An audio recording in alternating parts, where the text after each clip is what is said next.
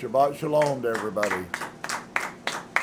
What a different opportunity that we're supposed to be exposing. It's very significant, though, for a whole host of reasons. And so, welcome to anybody who does come along and happens to listen and hear. I hope I'll set maybe a perspective in front of you that you've never had before or never seen, and maybe you'll be able to see it too. It was, I will say it was quite difficult, because what I'd really like to share is about an 8 or a 9 hour teaching, and so if you struggle with a 3 hour teaching, 9's probably a little excessive, but very profound, some of the things. There's some questions that people have posed to me in the past that I believe that Yah has shown the answer to, and it certainly makes sense why the pictures that we have, the pictures that Christianity created, how they were capable of doing that, and most of it really just comes from paying attention to what's being said and how Yehovah speaks. You know, he often speaks about a class of people as an individual person, and today is certainly the truth in that situation. So is trying to set the stage. If you've ever read any of the things that Christianity has posed about an individual person, whether it be Emmanuel or whether it be the suffering servant, all of which have been drawn to being precursors to the Messiah. When you lose a Christian perspective, all of a sudden you start seeing all kinds of things that you never saw before, and this is going to be one of them. So I wanted to predicate this message with, this is really only like about a quarter of the message, and so when we get done with Jeremiah, I feel peaceful that we're going to probably go right into the book of Isaiah, because there is a lot of, next to Jeremiah, the mass majority of the Messiah concept has been taken out of the book of Isaiah, and so there may be some pieces in Isaiah that have been misrepresented, and the problem with misrepresentation is that if you believe it, then you are wrong. And Yah's not wrong, so he can't be saying yes and no about the same thing. Like, it's sin, but it's okay. That's not who Yah is. So I hope that you'll be blessed. It's not a day of joyous, jubilant celebration, but it is a guidepost. This is a marker in time, folks, and that's a piece that I think probably in time that we'll begin to look at is what is the whole commandment thing really about, and how does that work? I think it's as basic as anything that there is, and yet many people don't really understand what the whole concept is about. So shalom to each and every one of you. I hope that you find complete fullness, and we're gonna beseech Yehovah, and then we're gonna read some scriptures, and we're gonna stop for a couple of songs, and then we'll pick back up. So let's pray together. Father, bless you today. We thank you for this opportunity you give us. All of this has been in preparation. I don't know about all of the other people on the face of this earth, but I do know that even in this, in my preparation, I now sit here and feel mournful that I did not give it the credence that it deserved. And so I bless you, and I thank you for your goodness. I thank you for you giving us a day to afflict ourselves, to make a choice. Are we going to continue to do everything that we do every day and not focus on you and your word, or are we going to choose to obey you? And so I thank you for your goodness. I thank you that you are a loving father and you are a loving husband. Wow, that we could use you as an example of what it means to be a faithful husband.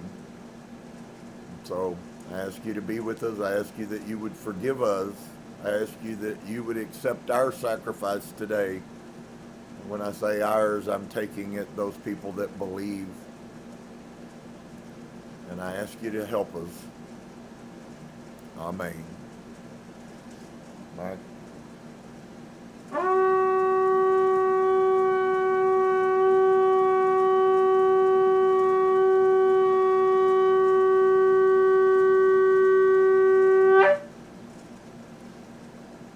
All right. I'm always so thankful for Mikey and all that he's learning and growing. So my message started out with about 2 chapters. I thought, well, this is a high Shabbat. We'll just take it easy, and then everybody can lay back. And my 2 chapters before it was over with, I had gone from chapter 60 basically all the way back to chapter 8, and I still wasn't comfortable. And I thought, well, maybe we just need about a 36-hour marathon of the book of Isaiah to make the point that I'm trying to make. You could go all kinds of Jewish places and you will probably never see them share a message. We're very sloppy, lazy people that don't keep our minds on Yehovah. This day in Judaism, there are 5 separate services that go on. And I'm concerned about whether you can hang with me for 3 or 4 hours. We got a really bad perspective about what this is all about. Everybody wants to sit around doing all the things that they always do, never thinking about Yah, but oh God, you're going to forgive me, right? Not a good perspective. So, today is the day where Yehovah chooses whether he's even going to accept you or not. Does anybody hear that? It is possible that he chooses today that you didn't mean what you said, and I refuse to accept you. I know that that's not common, and we don't like that. We like to be told that we're going to be accepted no matter what we did, and we can do whatever we want, and oh, well, he'll just forgive us because somehow I deserve it, and the whole thing was lost. What it was all about in the first place. So, part of the message is tied up in taking us to a place where we are more resolute, more devout, I might say, more kadosh, more set apart in our minds, more interested in Yah than interested in our pleasure, and you'll find out that is castigated. Your pleasure today is a curse against you. Once again, not good. So I will say this is also as my lawyer statement as a precursor.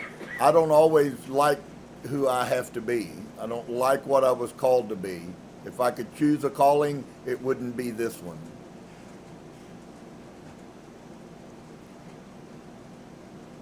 On the other side, I think that you hopefully, if you have any common sense, will see by the end that oftentimes in life we don't get to choose the place in which he put us.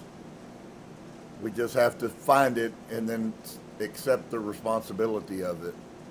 And that's a lot different than I was brought up being taught. So, chapter 54 of the book of Isaiah. If you know anything about the book of Isaiah, as I said, we are going to go through this really extensively, and it will be as drawn out as what Jeremiah is. What Jeremiah has said, I hope that you guys are seeing a completely different picture than what we are out there. And I do believe that we need to read sideways, but I'm going to tell you right now, the mass majority of understanding comes when we read vertically. We need to find out what he said and then figure out how that functions. So, chapter 54 of the book of Isaiah. He's just finished talking about what was portrayed to us as being the picture of the Messiah. If you start out in the first of the book of Isaiah, You find all of the messianic supposed prophecies. I don't believe they're messianic prophecies whatsoever. All of this book that Isaiah is prophesying about here, whether it is spoken of as an individual person or whether it is spoken of as a people as a whole, all of this is about Israel. So if he says he, it doesn't mean there's some specific man that's coming. And I'll show you some of those things as you see. So maybe, as I said, you can go away with a little bit different perspective. See, folks, we have been deceived. Everything that is happening on this earth and that will ever happen is about Yehovah establishing Israel in the manner in which he said he would. He said that they will be kings and priests, and his covenant is never ending.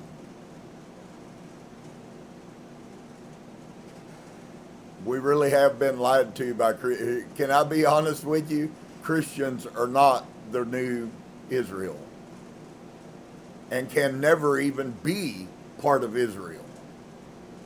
And there's a reason why. I'll show you that. Sing, O barren, you that did not bear. Break forth into singing and cry aloud, you that did not travail with child. For more are the children of the desolate than the children of the married woman, says Yehovah. So why I needed the rest was to qualify all of that so you can catch up and get up to speed with it. The married woman he's talking about, folks, is Israel. The destitute and the desolate children are all the other people of the face of the earth other than Israel. The woman he's married to is Israel. For more are the children of the desolate than the children of the married woman, says Yehovah. Enlarge the place of your tent, and let them stretch forth the curtains of your habitations. Spare not, lengthen your cords, and strengthen your stakes, for you shall break forth on the right hand and on the left, and your seed shall inherit the other nation. Did you just see that?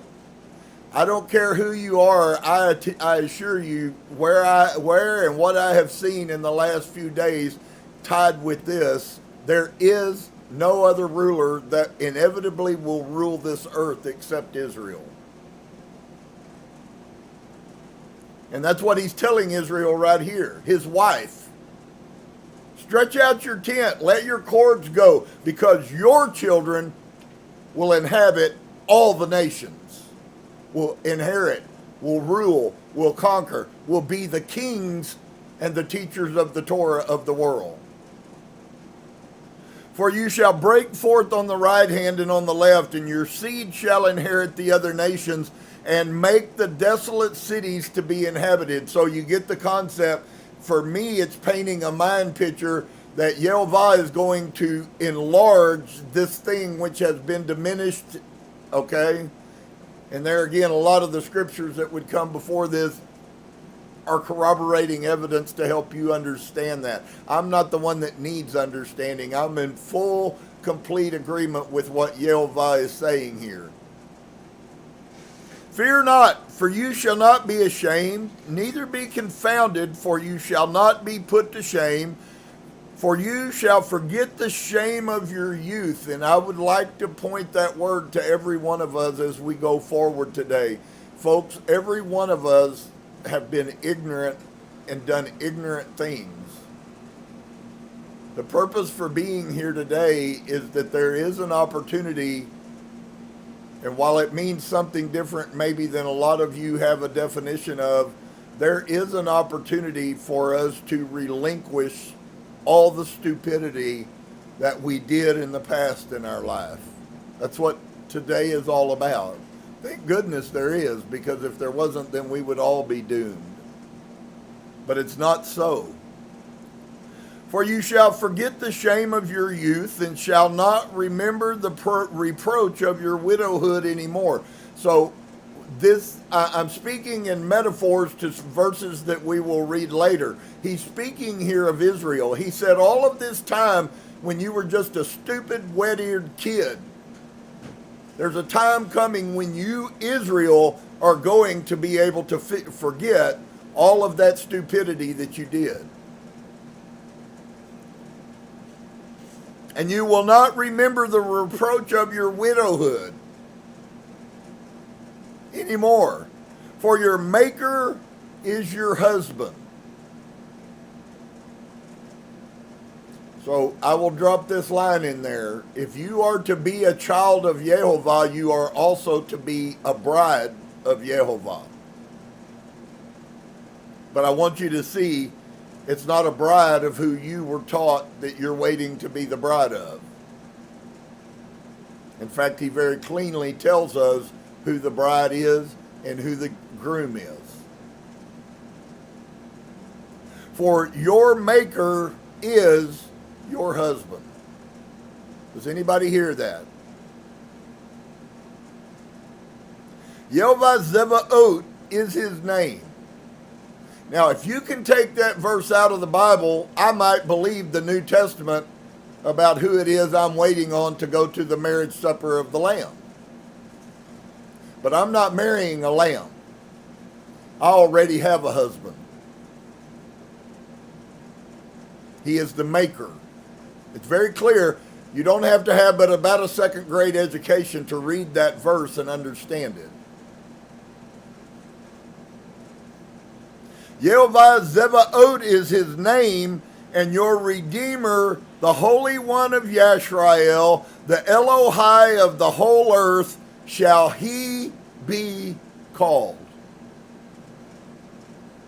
Is anybody confused? If you can diminish those words, then you can make the New Testament maybe be true. For Yehovah has called you as a woman forsaken and grieved in her spirit, and a woman of youth when you were refused, says your Elohim. So once again, the concept that seems to be difficult for people is that he's speaking about a nation. They were despised. They were no one. For a small moment have I forsaken you. For us, that's been thousands of years. For Yehovah, that's just for a small moment. This isn't talking about the one that was supposedly hung on a cross for your sins. The human sacrifice so that you could finally be free, because the Elohim wasn't big enough without killing a human to purchase salvation for you. Which is, when you begin to see what's really being said, that's really what the sum of the whole of Christianity is about, is that you could only be purchased through a human sacrifice.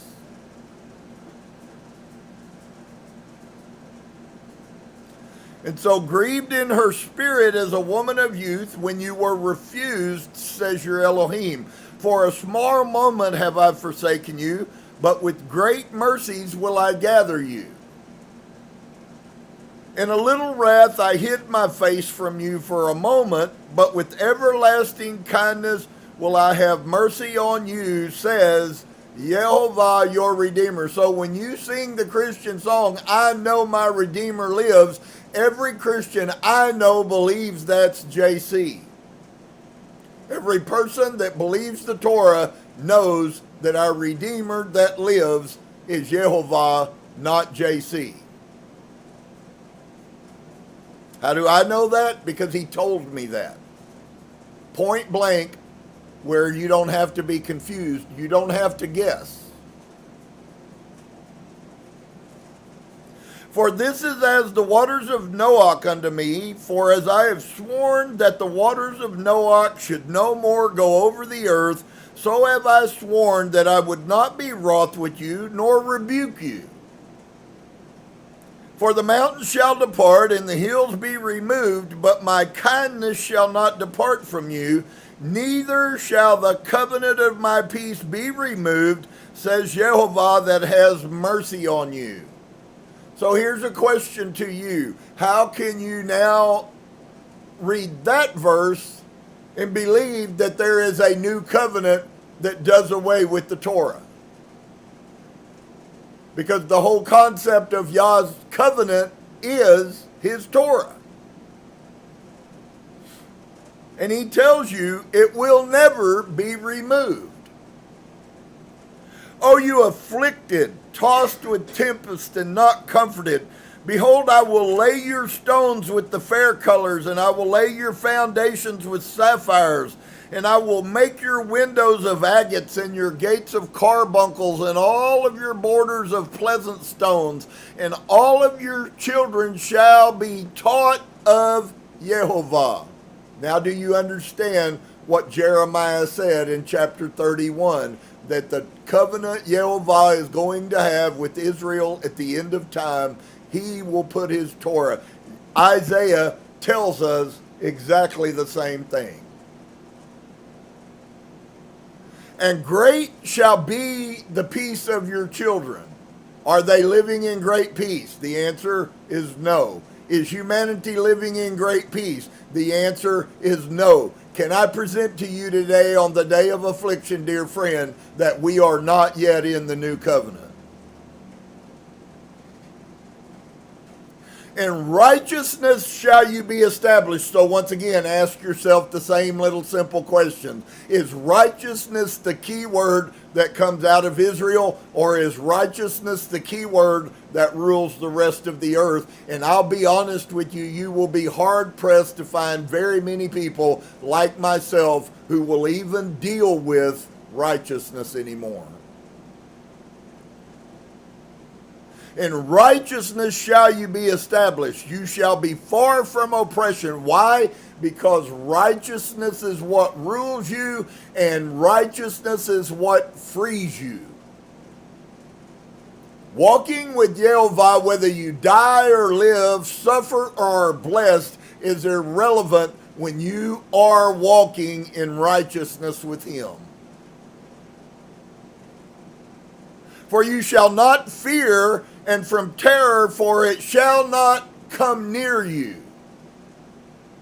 Righteousness, the kingdom of Yehovah, New Testament, the kingdom of Yehovah is in righteousness, peace, and joy. Why? Because righteousness does away with fear of people. I don't care if you don't like me. My Creator loves me.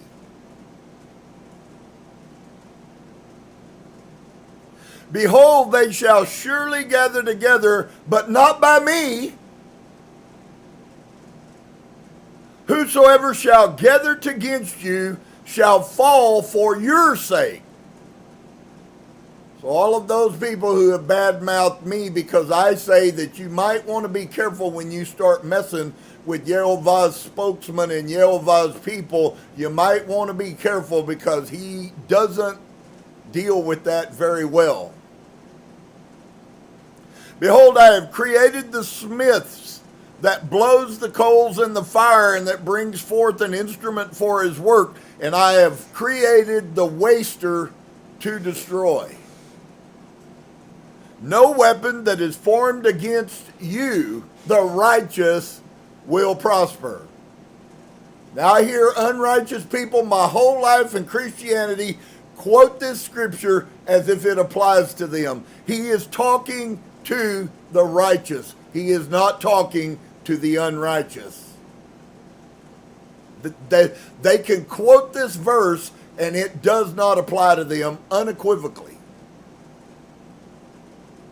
No weapon that is formed against you shall prosper, and every tongue that shall rise against you in judgment,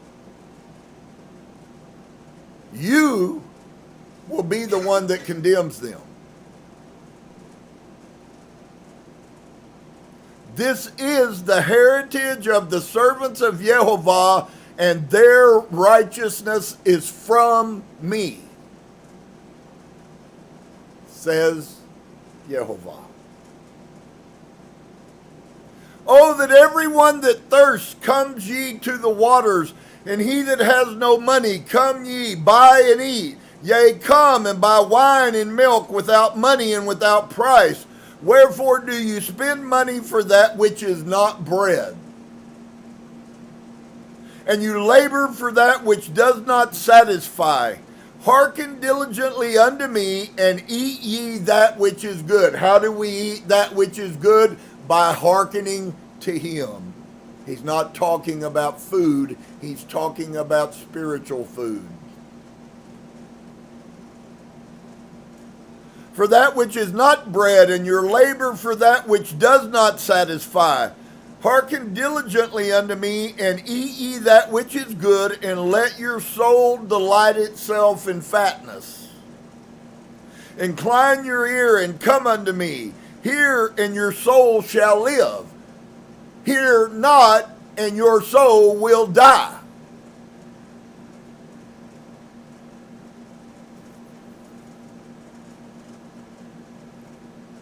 And I will cut an everlasting covenant with you, even the sure mercies of David. Behold, I have given him for a witness to the people, a leader and a commander to the people. Why was David given to the people? As a witness. Behold, you shall call a nation that you know not, and nations that you knew not shall run unto you because of Yehovah Eloheka, and for the Holy One of Yashar'el, for he has glorified you, Israel. Seek ye Yehovah while he may be found. Another Christian verse that is corrupted, that is for all of Christianity. If you seek JC, and so you see the proper context of these in the New Testament, in the ancient writings, and you go to the New Testament and they take the scriptures and give them a new meaning, unequivocally across the board. Seek ye Yehovah while he may be found. Well, what if I'm wasting all my time seeking another idol that I call God? I had somebody tell me recently, well, I believe that God came down here and took on human form, and they call his name JC. I don't ever find Yehovah telling me he's going to change his name. Call upon him while he is near. Let the wicked forsake his way, and the unrighteous man his thoughts, and let him return unto El Yehovah, and there is no other way for salvation. A human sacrifice will not get it done. And he will have mercy upon him, and to our Elohim, for he will abundantly pardon. This is a really bad God we need to get rid of. Because he will have mercy on you if you really cry from inside of you, if you weep for your sin and for how horribly despicable you are to him, and the fact that he hasn't killed you already is a miracle. And that should make you afflict yourself, and it be very easy to do. Unless maybe you can't really see that. Maybe you really don't understand how much you deserve death.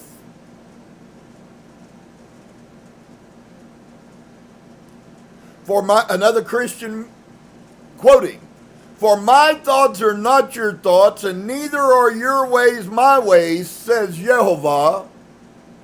For as the heavens are higher than the earth, so are my ways higher than your ways, and my thought than your thoughts. For as the rain comes down and the snow from heaven and returns not thither, but waters at the earth, and makes it bring forth and bud, that it may give seed to the sower and bread to the eater, so shall my word be that goes forth out of my mouth. It shall not return unto me void, but it shall accomplish all that I please, and it shall prosper in the thing whereunto I sent it. For you shall go out with joy, and you shall be led forth with peace. The mountains and the hills shall break forth before you in singing, and all the trees of the field shall clap their hands. Instead of thorns shall come up the fir tree, and instead of the briar shall come up the myrtle tree. And it shall be to Yehovah for a name, for an everlasting sign that shall never be cut off.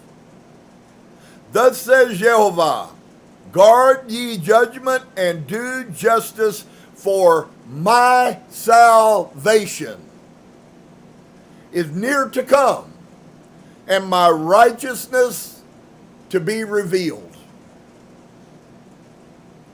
Blessed is the man that does this, and the son of Adam that lays hold on it, and that guards the Shabbat from polluting it. Do you see what he just said?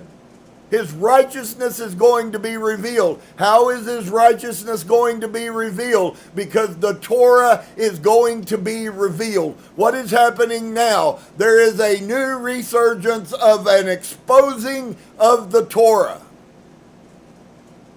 That is his righteousness being revealed. Blessed is the man that does this. That does what? That does his righteousness. Not that goes to a church that tells them they're covered by some blood, that they took a bath in blood, which we're prohibited from even getting on us. And you're going to see he actually speaks into that here in just a bit.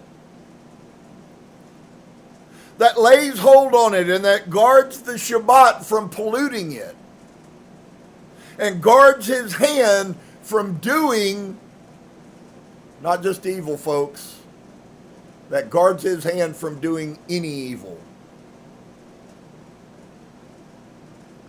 Neither let the son of the stranger that has joined himself to Yehovah speak, saying, Yehovah has utterly separated me from his people. Neither let the eunuch say, behold, I am a dry tree. For thus says Yehovah unto the eunuchs that guard my Shabbatot. For those of you who may not fully understand the significance of a eunuch, it was very common. Eunuchs were typically castrated, and they would never be allowed into the temple. And here we have Yah telling us, and we're gonna pause here in just a minute, and we're gonna take the time to go read, to play these songs, and hopefully bless you. But this actually, the door just gets so huge about the place in which we have been gifted to be able to walk if we choose the responsibility of his covenant. So he tells us, thus says Yehovah, guard ye judgment and do justice. For my salvation is near to come, and my righteousness to be revealed. Blessed is the man that does this. And the son of Adam that lays hold on it, that guards the Shabbat from polluting it, and guards his hand from doing any evil.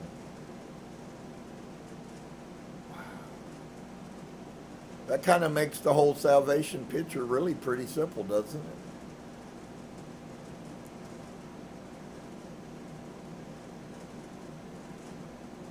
So we're going to take a few minutes and we're going to go. I told you this would be pretty short, even though it seems like a lot of chapters. But I wanted to get us to that point, and maybe us just to begin to ponder. Yah is about to expose to us that he's always been looking for a people, and that those people, by their behavior and by their thoughts, prove who they are. And unfortunately, the only one you can't jerk around is him. Because I know lots of people who have deceived themselves. So you deceiving yourself about what you are isn't really surprising to me. In fact, I think the biggest struggle that all of us have is fighting with ourselves about who we really are. It seems to be a lot easier for people to look at other people and they can pass judgment on them and send them to hell, but they can't look on themselves and send themselves to hell.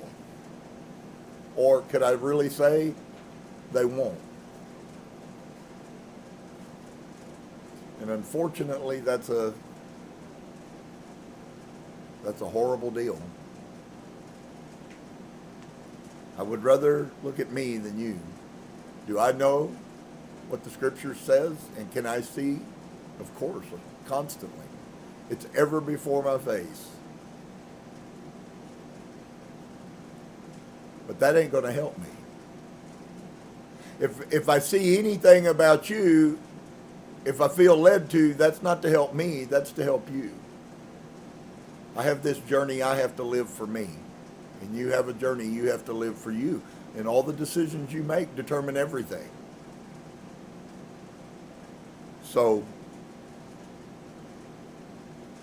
while we take this break, I'm going to ask the question, who are you going to choose to be? Let's pray. Father, bless you today. Thank you for this beginning. I realize that there's really so much more here. But I'm thankful that you give me an opportunity to share this. May we truly see what this whole sonship and marriage is about. We've seen pieces, we've heard it 1,000 different ways, and yet in simplicity will we choose to walk with you. And if we do, you promised us a host of things that is so overwhelming, and yet all of us forget about those things.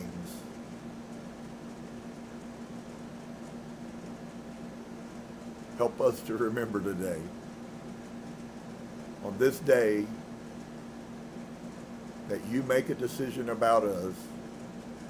Who are we inside? What am I really? What is my heart really to you? Seems as if it's time we quit worrying about what we think about things and we start worrying about what you think about things. So I bless you today.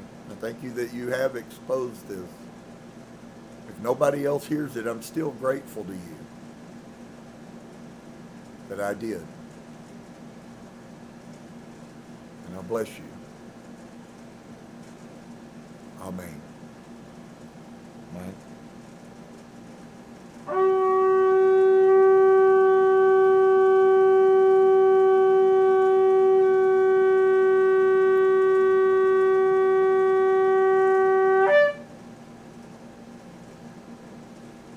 All right, we'll be back in just a minute.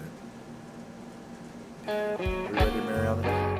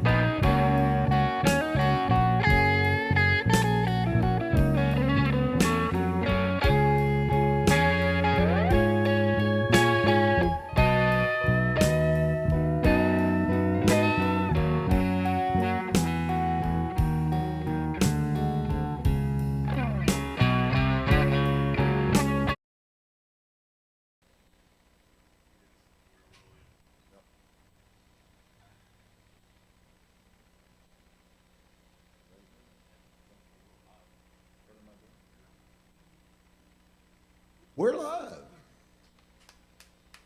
Hallelujah. Isn't it wonderful to be alive? That we're live. We're live.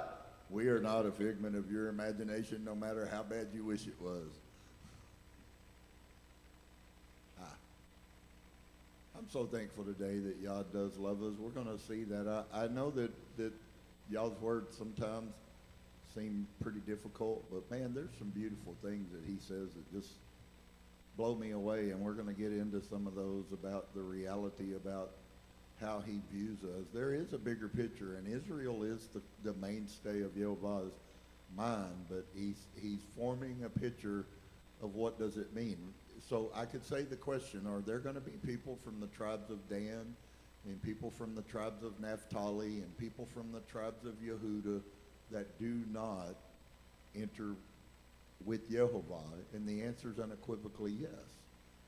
Because the true definition has always been to be like Abraham. It didn't have anything to do with where you came from. What it had to do with is who you were. And that hasn't changed. That definition of who Yah's people is has not changed. It is those people who hear and obey. And that is the true Israel. I'm not talking about the blood Israel. I'm talking about the true Israel, which is what this is all a reference to. There's a metaphoric picture of the true Israel that is to come, tied up in every bit of this prophecy. And I see pieces of it that are coming to form in our life, folks. There are almost as many people out there teaching the Torah that aren't Jewish than are Jewish. Now there's a kicker in the gut for you. More people teaching the Torah that aren't Jewish than are. Maybe Yah really was saying something different that we need to look at. So Yehovah is amazing and he's wonderful. This is a marker along the road of our yearly journey. It's a place to come and say we've had 10 days, we have 10 words to look at his covenant in preparation for his acknowledging, his accepting us. And I know that we like the once saved, always saved model, that once we got it, we can't lose it. And I've had that argument so many times, I'm not interested in having it. But I will tell you right now, I do know the people who walk in his righteousness and keep his commandments never have to fear about whether he will accept them or not. He told us unequivocally, I will always accept you if my words are your priority. And so that makes him very set apart, or if you want to use the Hebrew term, which is also the title of this first song we're going to do, Kadosh.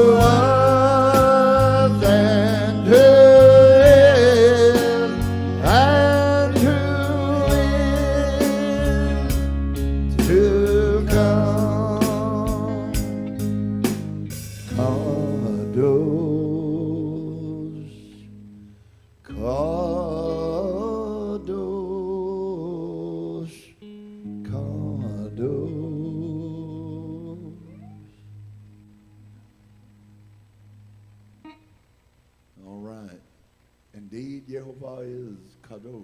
For those of you, I hope everybody knows that by now. But to be kadosh is something that is set apart. For us, Yehovah is supposed to be the most kadosh. Today, the Day of Atonement, is the most kadosh day there is. This is the most set apart day that exists in humanity. And luckily, Yehovah gives an opportunity for those people who hearken unto his word to know that. And so I'm very thankful that we found all of his feasts, but most assuredly, hopefully as we all grow year by year, this will become a deeper day, not a less deep day. Needless to say, folks, we haven't explored the realms of all the seriousness of Yah. And so, since today is Kadosh Day, we could call that in English. Let's talk about something else that is also Kadosh, and that would be his name. We oftentimes, because we don't place the significance on names that we should have, we really don't place the significance on his name that it deserves.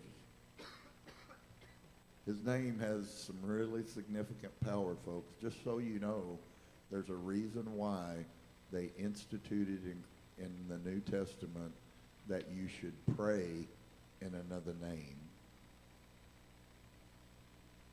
Because it totally separates you from Yah when you do. For your name is Kadosh.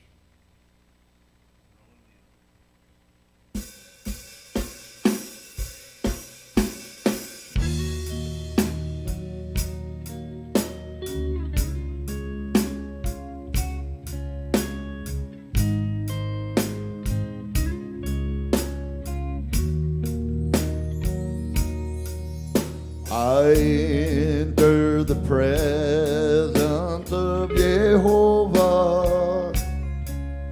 I enter to behold the great I am.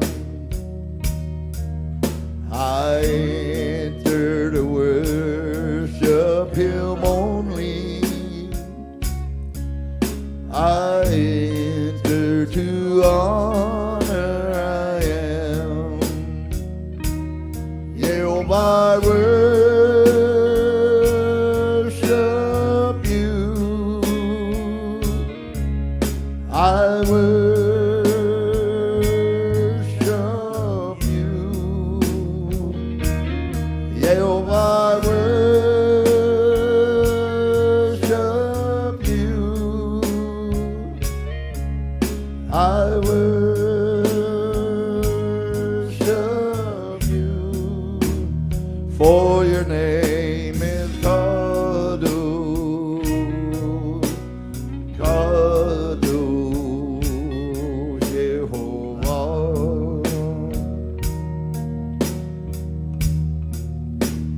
For your name is Kadosh,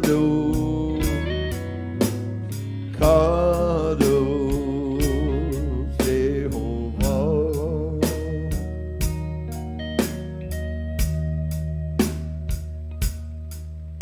I enter the presence of Yehovah. I enter to behold the great I am. I enter to worship him only.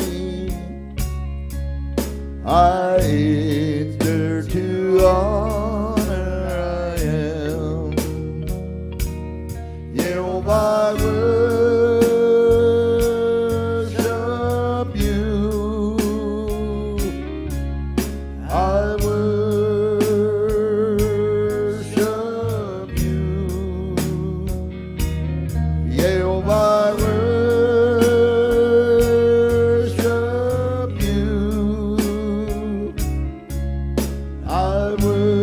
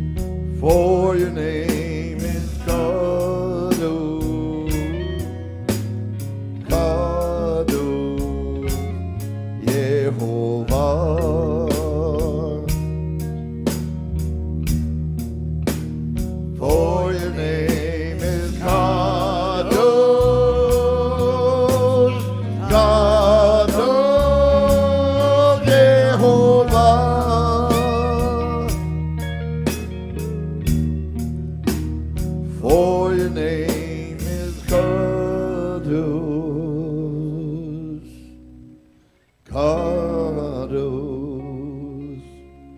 Yehovah.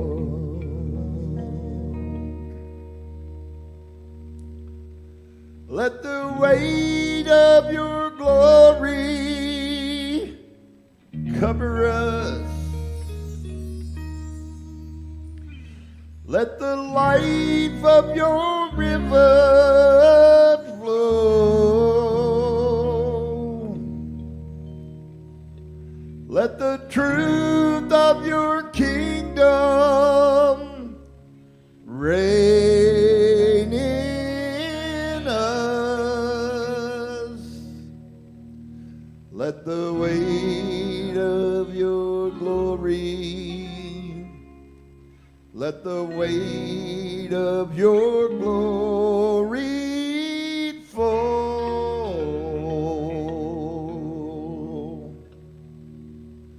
Let the weight of your glory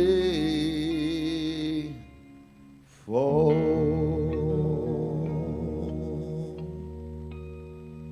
Hallelujah.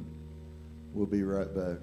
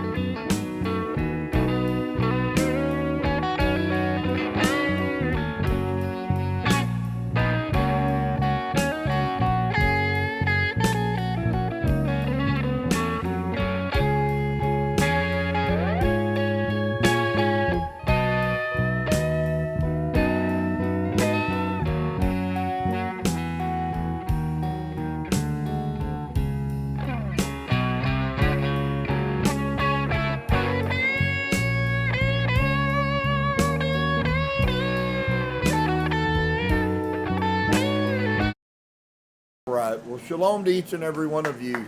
I hope that you, I hope that you've been blessed. I hope that you will be blessed.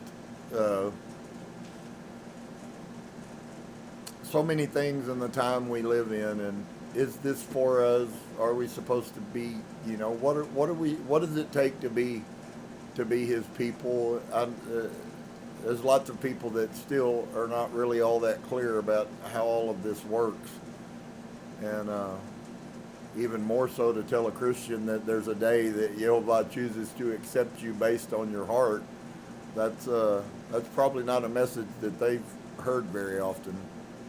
The year-to-year cycles, there's a reason why he gave us cycles for the years, folks. There's a reason why he wants us to continually keep his festivals.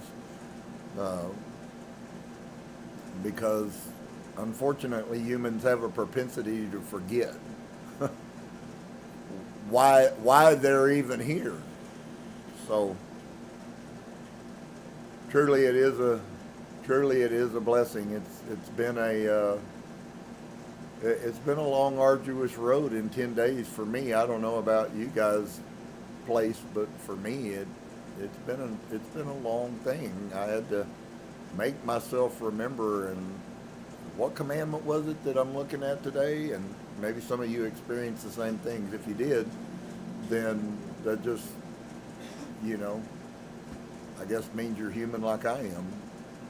Maybe someday Yehovah will write his Torah in my heart, and I won't have to. I'll never forget it.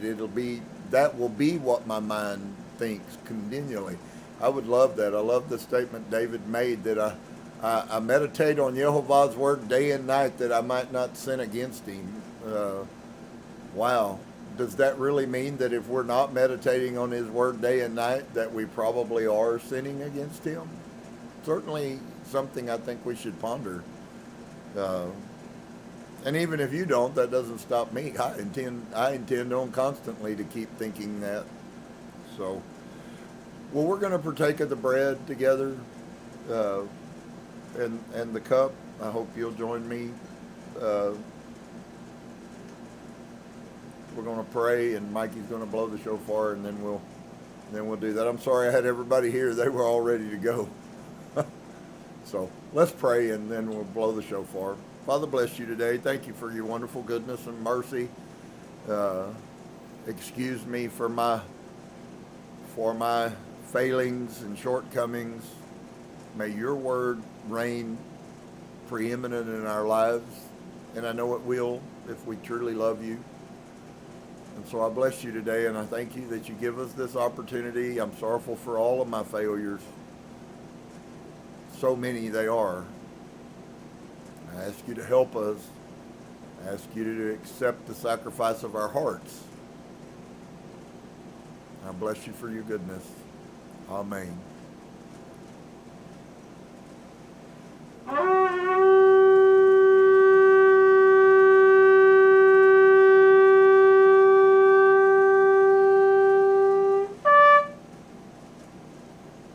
All right.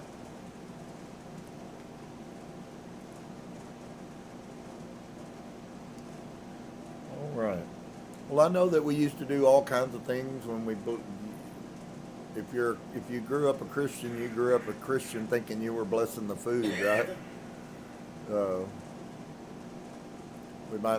We might need to learn what Baruch actually means.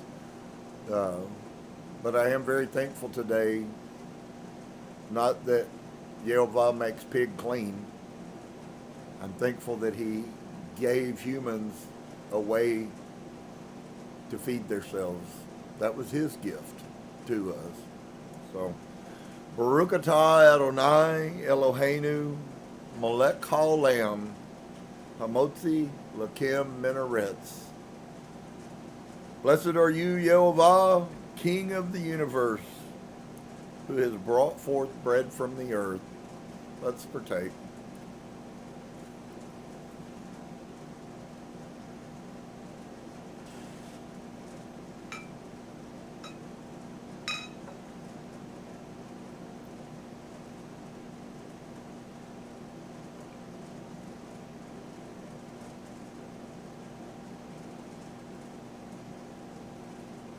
Let's also take the cup. Baruch atah Adonai Eloheinu melech haolam Borei pri hagafen. Blessed are you, Yehovah, King of the universe, who has provided the fruit of the vine. Let us partake.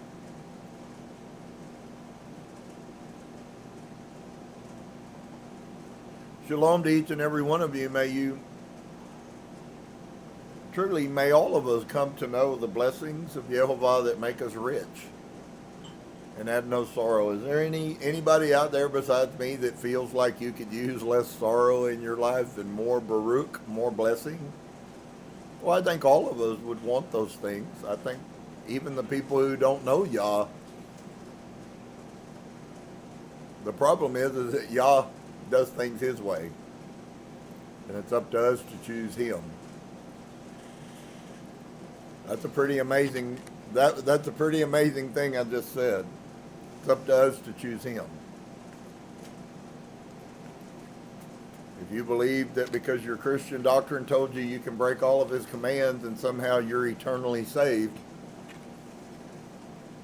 I fully believe that those people believe that. What I fully don't believe is that that's the truth.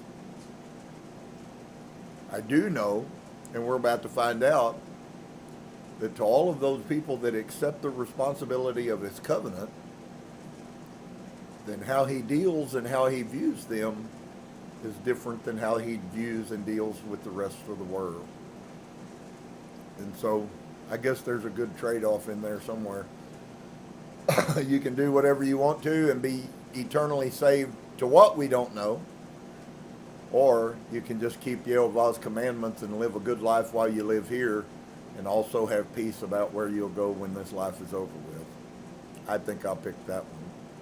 I would recommend you do, but that's your choice. So chapter 56 of the book of Isaiah, Yesha'yahu, thus says Yehovah, guard judgment and do justice. You know, really the bottom line of the whole sum of Yah can really be summed up in many different simple statements. One of them would be just do what's right.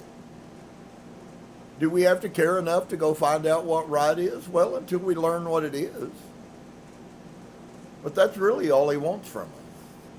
He's really not looking for all these things that Christianity has sold and all the things Judaism is selling.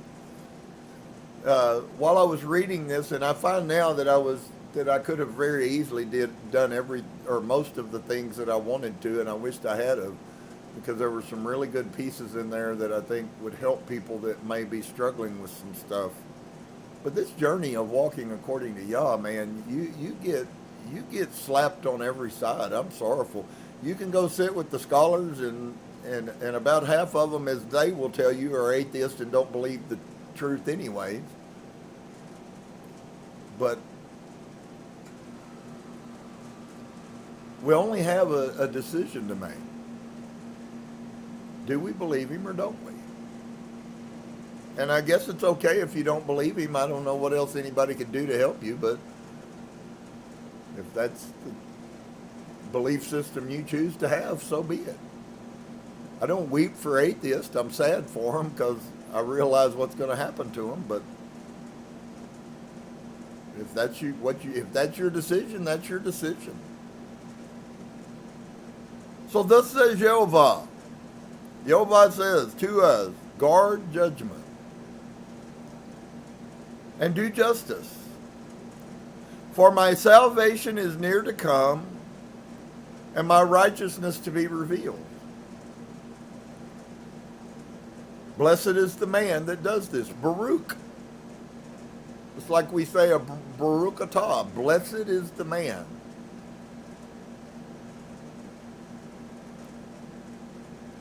That does this, and the son of Adam that lays hold on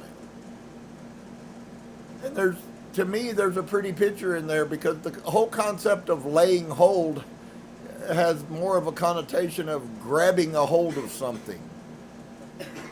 And so it's as if Yah is saying, blessed are those people who grab a hold of my word and my thoughts and refuse to let it go. I get the picture of like my bulldog when I'm playing with her. She grabs a hold of her ball. She takes hold of it. And we can fight and struggle, and she shakes her head, and we go back and forth and all of those things. But there's no question as to whether she's gotten a hold. And so I think sometimes if you understand that metaphor, the truth of the matter is we're supposed to be living our lives for Yah like a bulldog. That's how we're supposed to fight for his word.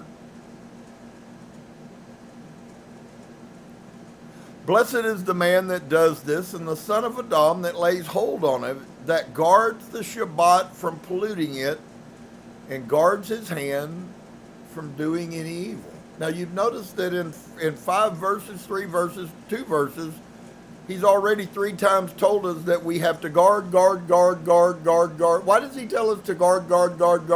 Because if we don't guard, I guarantee you we'll fail. How many times have you failed by not guarding? More than I can count. I promise you. And neither let the son of the stranger that has joined himself to Yehovah. If it needs clarification, most of you don't, but if it needs clarification, if somebody happens along, the son of a stranger is anyone who's not part of the blood nation of Israel. That makes you a stranger to Israel. And I love this concept because, folks, there is much hope whether we are blood Israel or not. At one level is actually quite irrelevant. So neither let the son of the stranger that has joined himself to Yehovah speak, saying, Yehovah has utterly separated me from his people. How many times have you been told that the Jews are Yah's chosen people? Christianity, I used to fight this even when I was a Christian. I used to tell them, look, they're only his chosen people. The only ones that are his chosen people are the Jews who obey the commandments. So the son of a stranger now, you also find this principle in Exodus.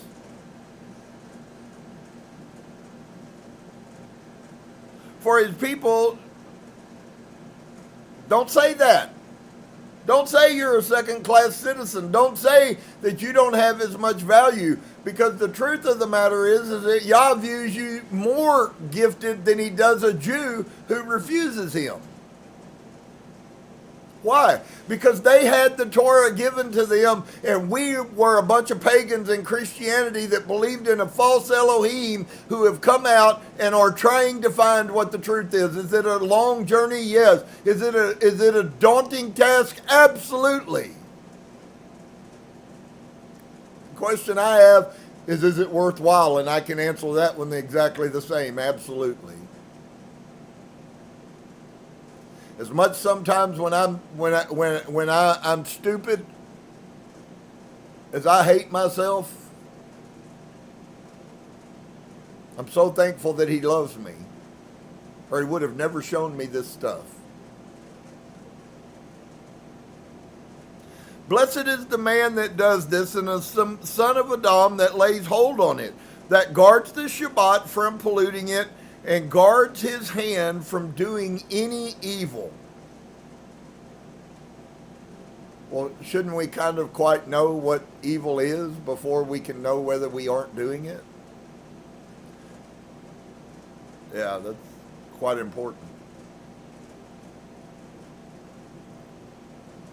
Neither let the son of the stranger that has joined himself to Yehovah speak, saying, Yehovah has utterly separated me from his people.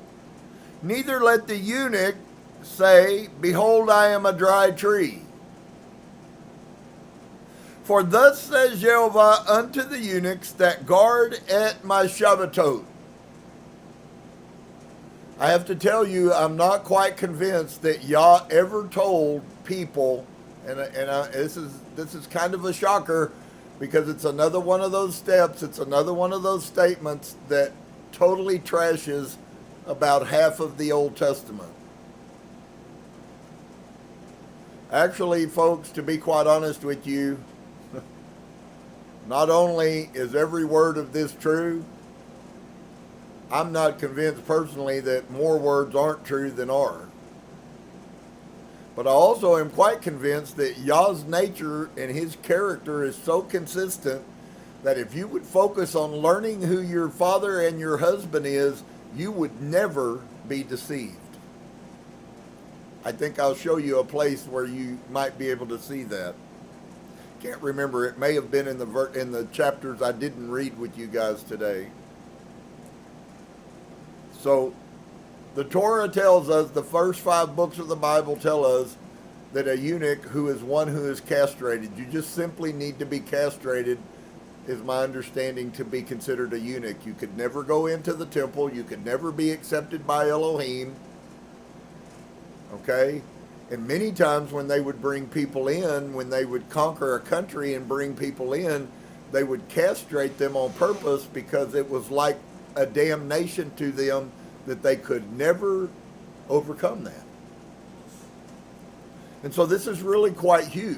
Maybe it's not in our society. I could say to all of those men who went and let a doctor cut them so that they could go have sex and not get women pregnant, those men are eunuchs.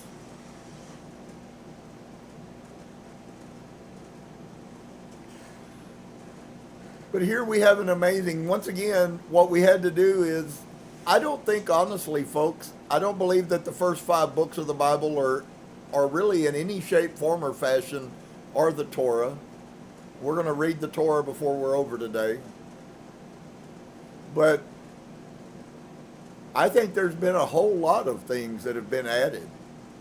I think it's our job to care enough about Yah to take hold of his word and to learn his character so fully in us that there's no way on earth I would ever believe that Yah actually said that.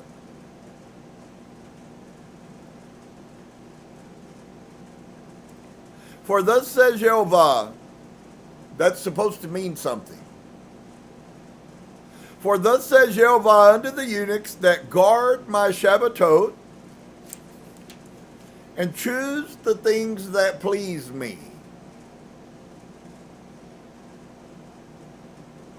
and take hold of my covenant. So 3 responsibilities that make these words that we're going to read in a minute applicable to you. If you do not do these 3 words, then you're no better off than a man who's been castrated or a woman who's had herself sewn up.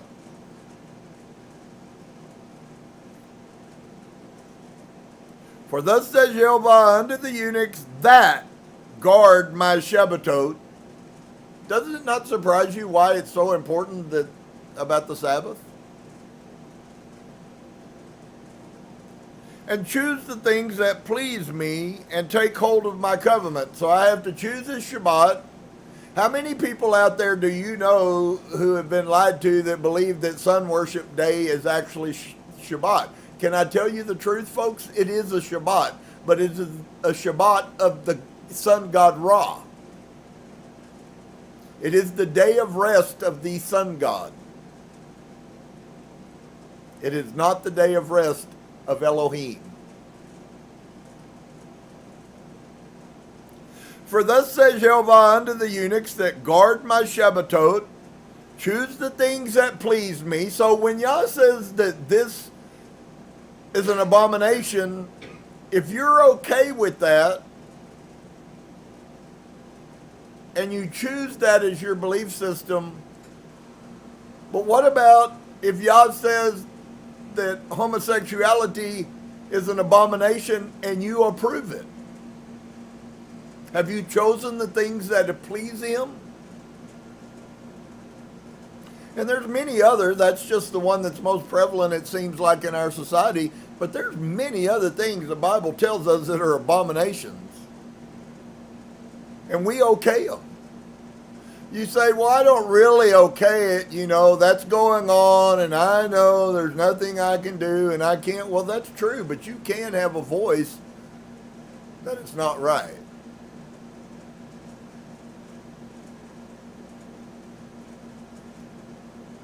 For thus says Yehovah unto the eunuchs that guard my Shabbatot, choose the things that please me. It's quite important that we choose him. And take hold of my covenant. Even unto them will I give in my house and within my walls a place and a name that is better than of sons and daughters. So can I tell you something the Jews haven't figured out yet about this prophecy of Isaiah? The fact that I may or may not be a blood Jew really bodes very well for me. Because did you read that he just said that he would give a better place than being? I think if it was me and if I was looking for the best position to put myself, I would rather claim I'm not a Jew. But I keep his Torah. Did y'all see that? It's really earth-shattering if you are a follower of the Torah trying to follow Yehovah. You are not a second-class citizen. In fact, you are above a first-class citizen.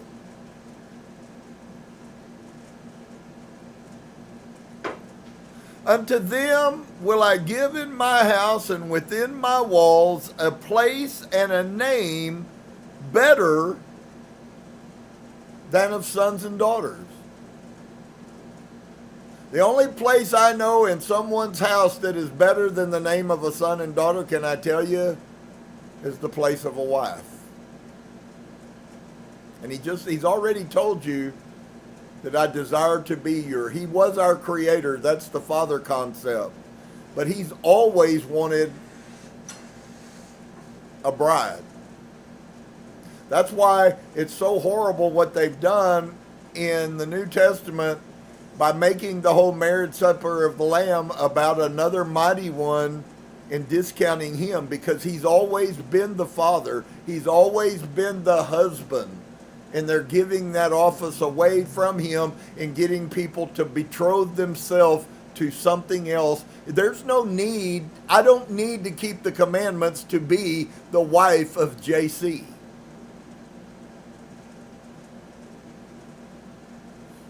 It really is one of the most horribly abominable curses that they've done to humanity. The Romans were good, folks.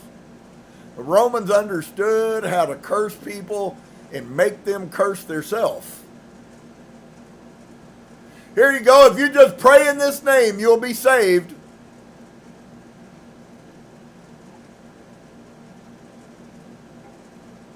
Doesn't that sound a lot like what Hasatan would say? If you'll just bow. If you'll just disrespect the Father. That's all he wanted. He just wanted him to disrespect the Father. He just wants you to disrespect the Father. He knows who the Father is. He also knows Yehovah's character. Better than you do. Even unto them will I give in my house and in my walls a place and a name better than that of sons and daughters. Folks, the picture should get very clear to you. The only place in a house that is better than the names of the sons and the daughters is the name of the wife.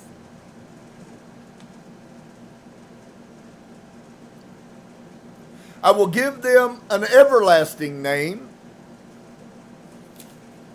that shall not be cut off. So do we have to have any fear as long as we continue to follow Yehovah's Torah and we continue this journey? Is there any need for us to fear that Yehovah won't accept us? Absolutely, unequivocally not. Also, the sons of the stranger that joined themselves to Yehovah to serve him and to love at the name of Yehovah, to be his servants, everyone that guards the Shabbat from polluting it and takes hold of my covenant. Even them will I bring to my holy mountain and make them joyful in my house of prayer. Now here's where I believe personally, unequivocally, if you'll look there, there's some, I don't know the proper name, somebody else probably does, but when you got the dot and the comma, what is that, what they call that, Mariana? I can't hear you behind that thing. Whatever the heck it's called. A what? A semicolon. That's like a truck with a colon. Or a not quite colon. But it is, in language, it's a pause. I personally believe that what you see that semicolon there is because they needed to put it there so they could inject this next line, which is not in any way part of Yehovah's character. Let's read it and see if you see what I'm talking about.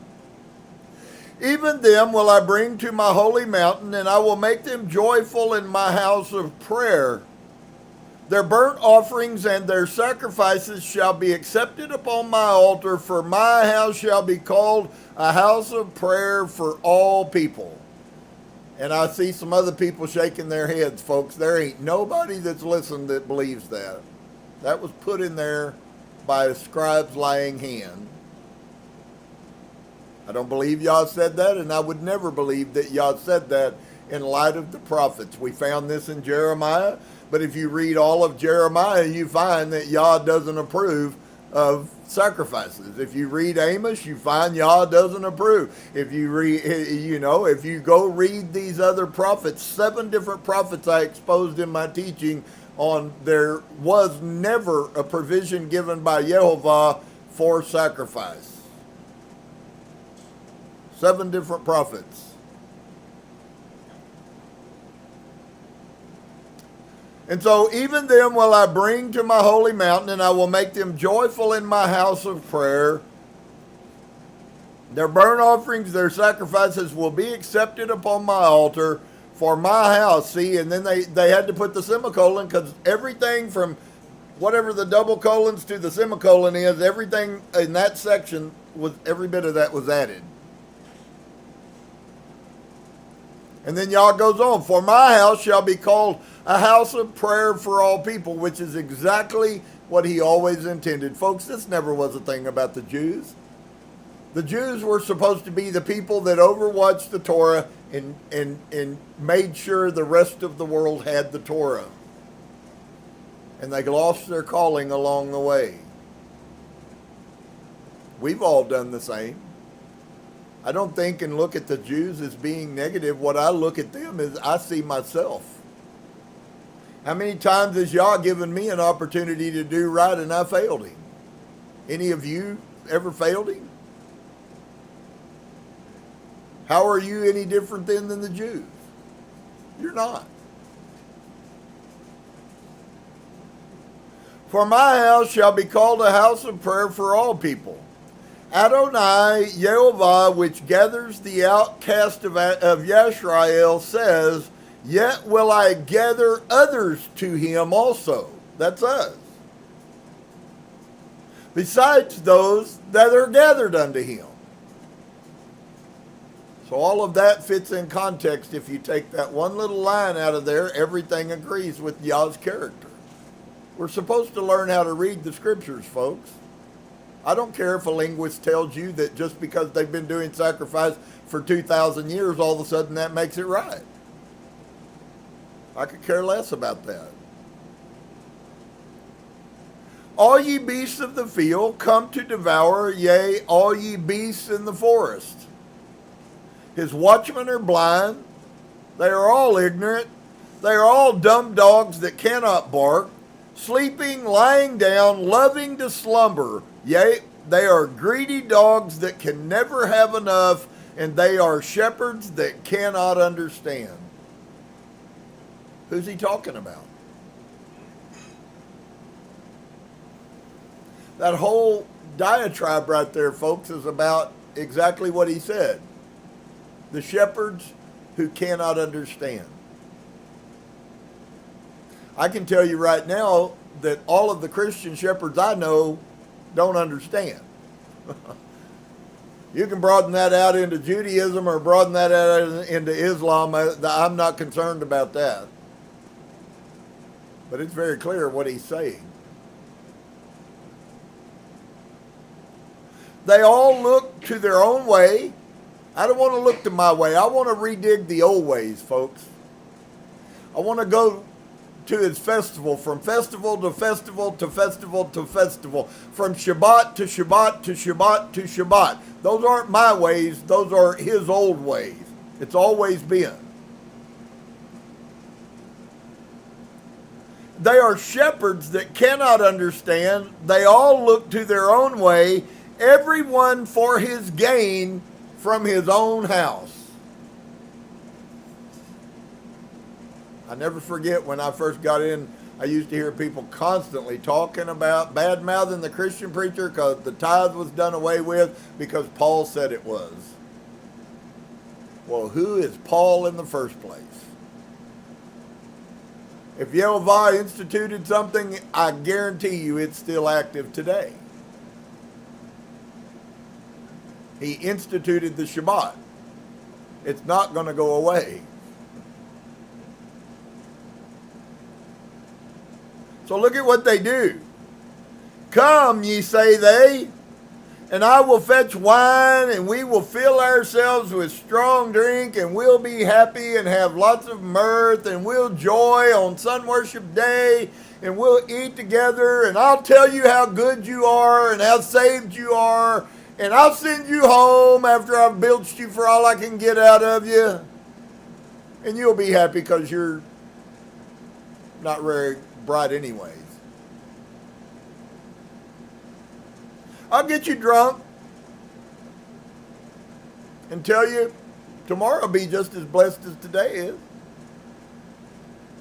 That sounds to me just exactly like what I lived in Christianity. The righteous perish and no man lays it to heart. Merciful men are taken away, and none consider that the righteous is taking away from the evil that is to come. Wouldn't surprise me, nor would it bother me if I fall down dead today.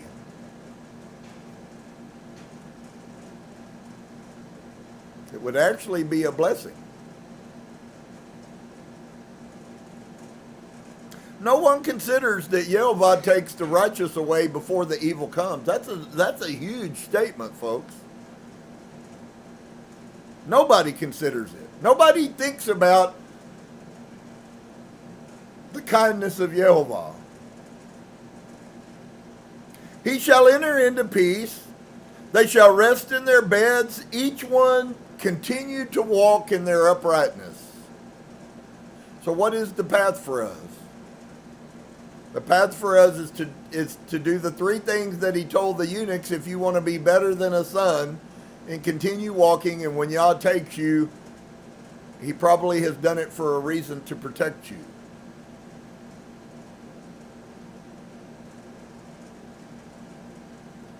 But draw near hither, ye sons of the sorceress, the seed of the man that breaks wedlock, and the whore.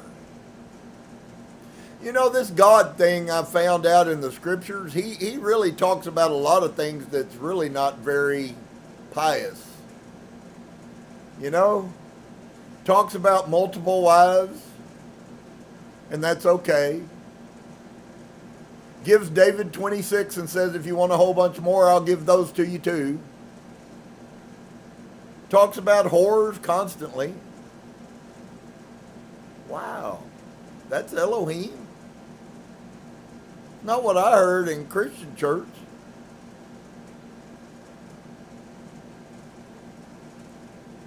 So the children of the man who breaks wedlock, what does that mean? Because see, unfortunately, I hate to say it, folks, in our society, we really don't understand what most of these things even have to do with. So here's a piece that we have. There is no provision in the scripture for a woman to ever walk away from a man, ever, for any reason. And the only provision there is in the scripture that when a woman doesn't behave herself according to Yah's Torah, he has the freedom to give her a certificate of divorcement. And once you do, there's no coming back.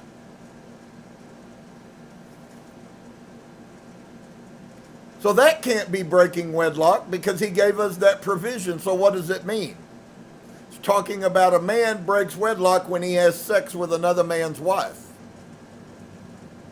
which is also one of the 10 words.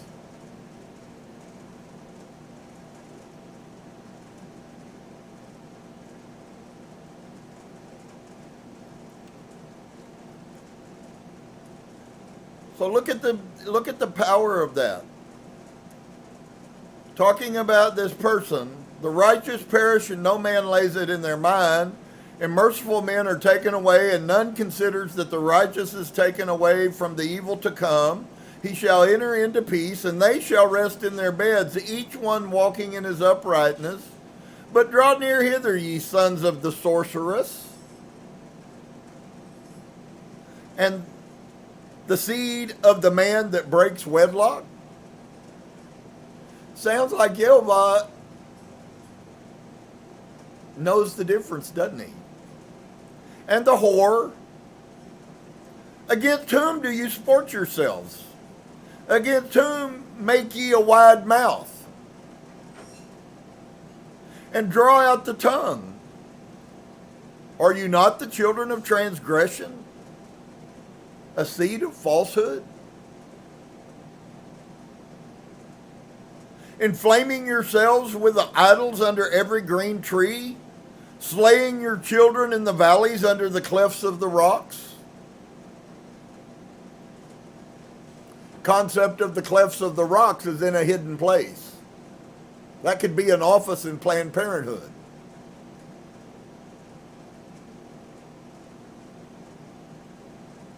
Among the smooth stones of the stream is your portion, and they that are your lot. Even to them have you poured a drink offering. You have offered a meat offering. Should I receive comfort in your offerings? Upon a lofty and a high mountain have you set your bed. Even thither went you up to offer sacrifice. Behind the doors also and the post have you set up your remembrance, for you have discovered yourself to another than me.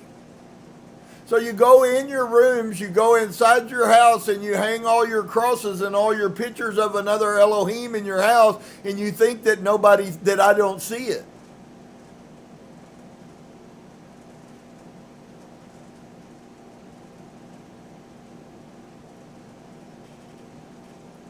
But you've given yourself to another than me. You have enlarged your bed.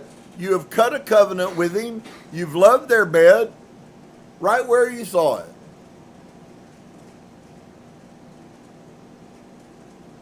And you went to the king with ointment, and you did increase your perfumes, and you did send your messengers far off, and you did base yourself even unto Sheol.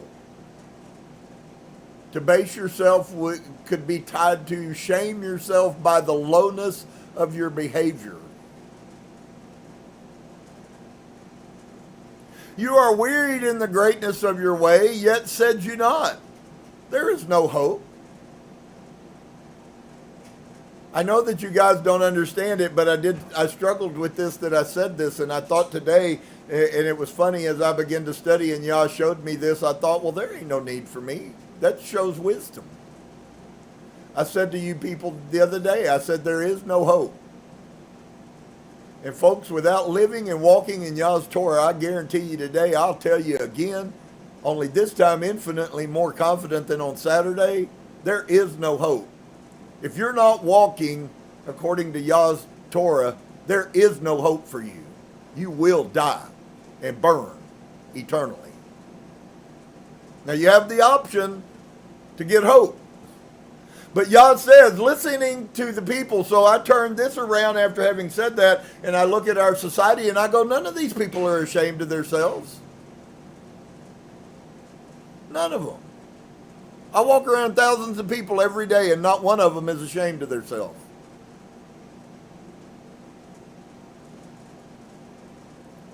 And so he says, you don't understand how low you've made yourself by your debasing things. I can't stand that. That's also tied, there's a piece of that that has to do with the femininity versus the masculinity of man. Folks, do you not understand the devil wants men feminine because it's a sin? This society is the world of Hasatan. You should have never thought that you could be in agreement with Yah and in agreement with our society. You should have never thought that, because it is impossible. The God of this world has blinded your eyes that you cannot see.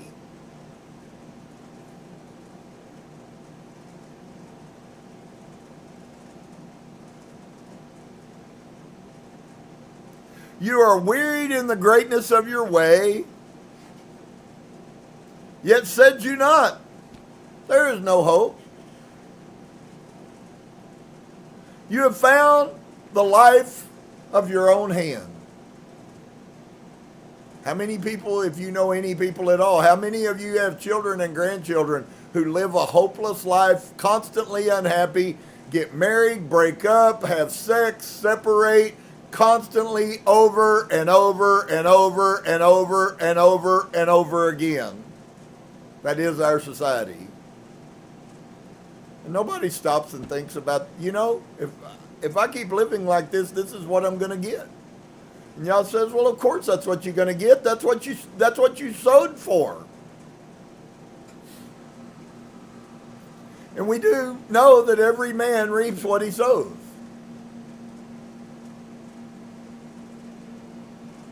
So you are wearied in the greatness of your way, in the hugeness of your way, in the depth of the sin. You're wearied, you're tired. Sin is only fun for a little while. If you do drugs, sin is fun as long as you're doing drugs until you need the drugs, and then when you can't get them, they're not fun anymore. Then you are able to rob, steal, cheat, and lie and have no remorse about it. It doesn't matter whether it's sex, doesn't matter whether it's drugs, doesn't matter whether it's money. It doesn't matter what it is. Whatever the thing is that catches you and sticks a ring in your nose. Which is why all of these people are walking around now. If you see them, it makes me sick to my stomach. With their little rings hanging out of their noses. They have no clue about what that is an example of. They are a child of Molech, the bull.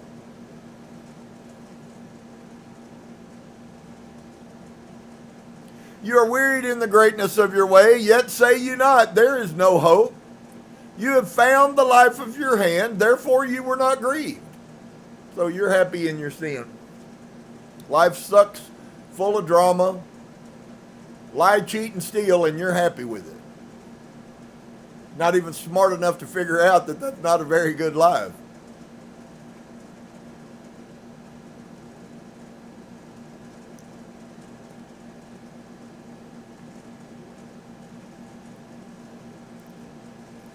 And at whom have you been afraid or feared?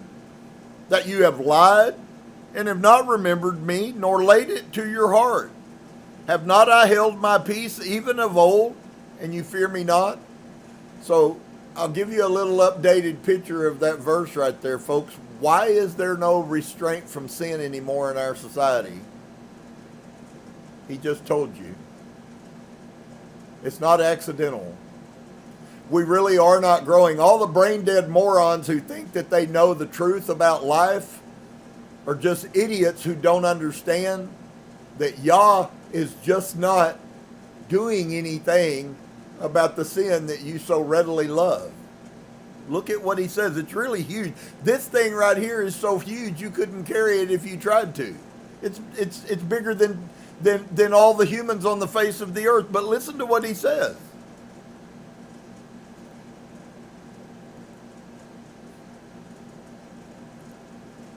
And whom have you been afraid or feared that you have lied and have not remembered me nor laid it to your heart? Have not I held my peace even of old? And because I haven't said anything to you, you don't fear me. You don't fear me. Do you know why only some people hear Yah? It has to do with who you are inside, folks.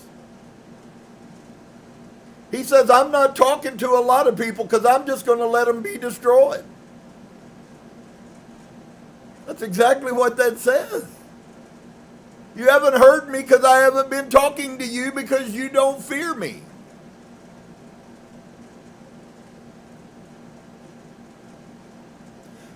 I will declare your righteousness and your works, for they shall not profit you. So in other words, your righteousness is like a filthy tampon.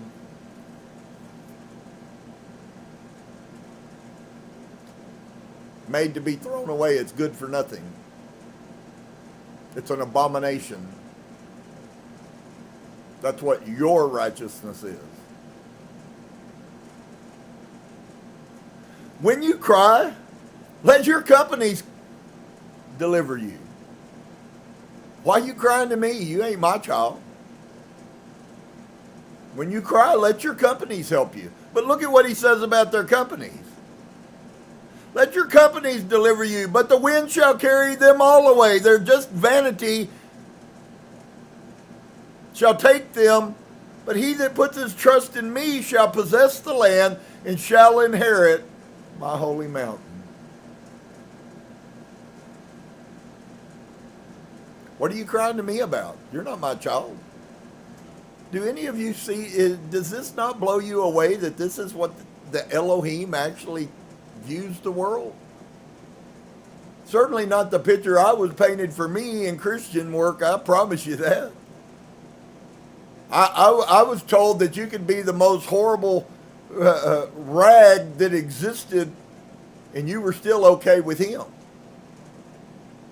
He says, why are you crying to me? You're not my child.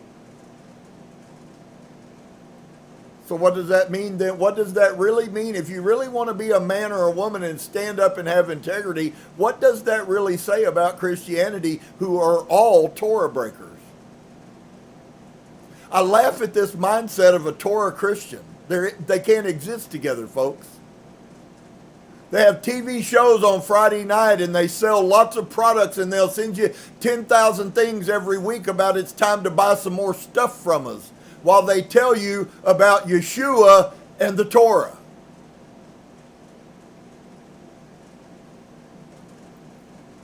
I'm curious when Yah needed Yeshua to do his bidding. Doesn't appear to me as if he needs any help. He's more than capable all by himself. And he tells us so 1,000 times. So when you cry, let your companies deliver you. Let the people let your Christian people take care of your salvation if they're so wonderful and powerful. I got no time for you. I'm spending all my time on my children and my husbands and my wives. Of course, I could throw in there that Yah by nature was the first polygamist.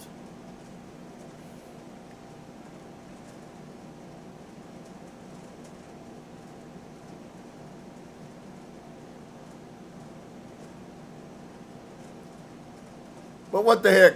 The wind's going to carry them away anyways. Vanity, emptiness is all that they have. Your life is vain and empty and hollow if you're not walking with Yehovah. You're actually walking in death. You are the living dead. But he that puts his trust in me shall possess the land and shall inherit my holy mountain. And shall say, cast ye up, prepare the way, take up the stumbling block out of the way of my people. In other words, what are they going to be doing? They're going to be sitting in a chair on YouTube preaching righteousness. The stumbling block is unrighteousness, folks. And that ain't got nothing to do with the New Testament. You understand, this was written hundreds and hundreds of years before there was a New Testament. There's 10 generations from here to Yeshua that existed on these words. Now all of a sudden he just shifted gears, threw the other away, and all of a sudden he changed the whole schedule. So he made all those people suffer with his Torah, and now we're not burdened by the problem of suffering with his Torah, right? We're supposed to believe that? You're really that dense that you believe that? If you believe that, you are that dense. I'm not being offensive to anyone. I don't think that people are stupid. I think we make some really stupid decisions, though. And a wrong decision with Yehovah, I can be honest enough to say today, a wrong decision about Yehovah is stupid. We can't afford to get this wrong. But look at what he says. I always loves how he never leaves out the bad, but he never leaves out the good either.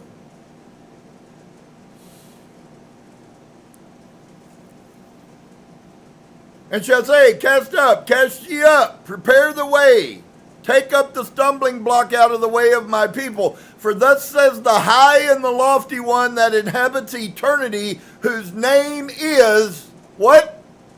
We just sang that song, did we not? His name is Kadosh. It means something. I dwell in the high and the Kadosh place with him also that is of a contrite and a humble spirit. Can we find that anywhere else? You can find it all over the scriptures. Who is it that Yehovah loves? Those who are of a contrite heart and a humble spirit. What does Samuel say? Samuel says, don't you know that obedience is better than sacrifice? What Yehovah really wants is some humble person that will just accept his word. Just believe him. For thus says the high and lofty one that inhabits eternity, whose name is holy. I dwell in the high and the holy place with him also that is of a contrite and a humble spirit. So who are the people he was talking about earlier who will be better than his children? It's those people who have a contrite heart and a humble spirit. That's who his wives are. And to revive the heart of the contrite ones. For I will not contend forever. I'm not going to fight with y'all people forever. There is coming a day when I'm going to wipe everyone who doesn't believe in me out. I'm not going to fight with you forever. For I will not contend forever, neither will I always be wroth. It's a good thing. I'm watching what Yah is doing right now, and I find that I get less and less angry. And I know what that's all about. It's because, not because Yah isn't matter. In fact, he matters more now. But I also know that I can only do so much to help people, and the rest is on them. If you've been here and you've watched anything that I have to say and you die and you go to hell, don't blame me for it. That's your fault. So Yehovah says, I dwell in the high and holy place with him also that is of a contrite and a humble spirit. You must be contrite. Contrite would have the concept of being repentant. And a humble spirit is somebody who isn't full of pride. I don't know come here from Sikkim other than what he's told me. Everything I believed before I heard his words, I was wrong. I have no reason to believe that anything else I would think would be wrong. But I find his words are not wrong. I see them functioning in our society everywhere. I watch people who've heard and they live horrible, despicable lives, and unfortunately they will live that until they're dead. That includes children, people I've known, people I counseled by the hundreds at my church. Every one of them will get the same reward. The only question is will I also get it?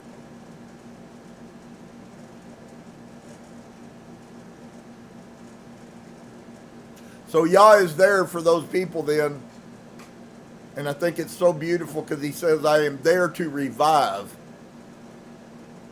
Please stop and ponder the thought of reviving something. I used to tell them, because Pentecostals are always looking for the next revival. And while it's not really a revival, but I got tired of hearing that all the time from Pentecostals, and I started asking them, and they shut that stuff up of asking or talking to me about it. So why is it that you have to, every Sun Worship Day, you have to keep getting revived? Why don't you just quit dying? And it took about 2 or 3 times, and they quit talking that nonsense to me. I don't want to hear about your revival. I mean, that sounds like a junkie getting a new rig full. Well, why did you need to get a new rig full? Because you're addicted.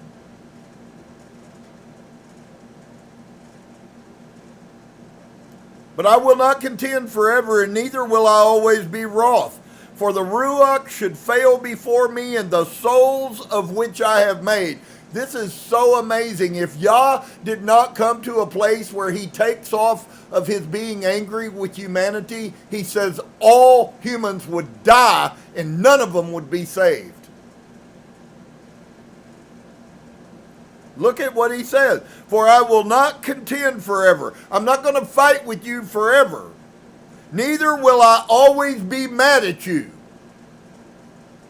For the Ruach should fail before me. The spirit of man would cease to exist.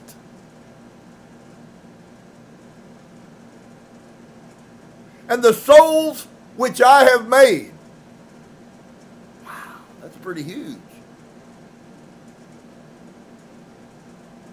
For the iniquity of his covetousness was I wroth, and smote him.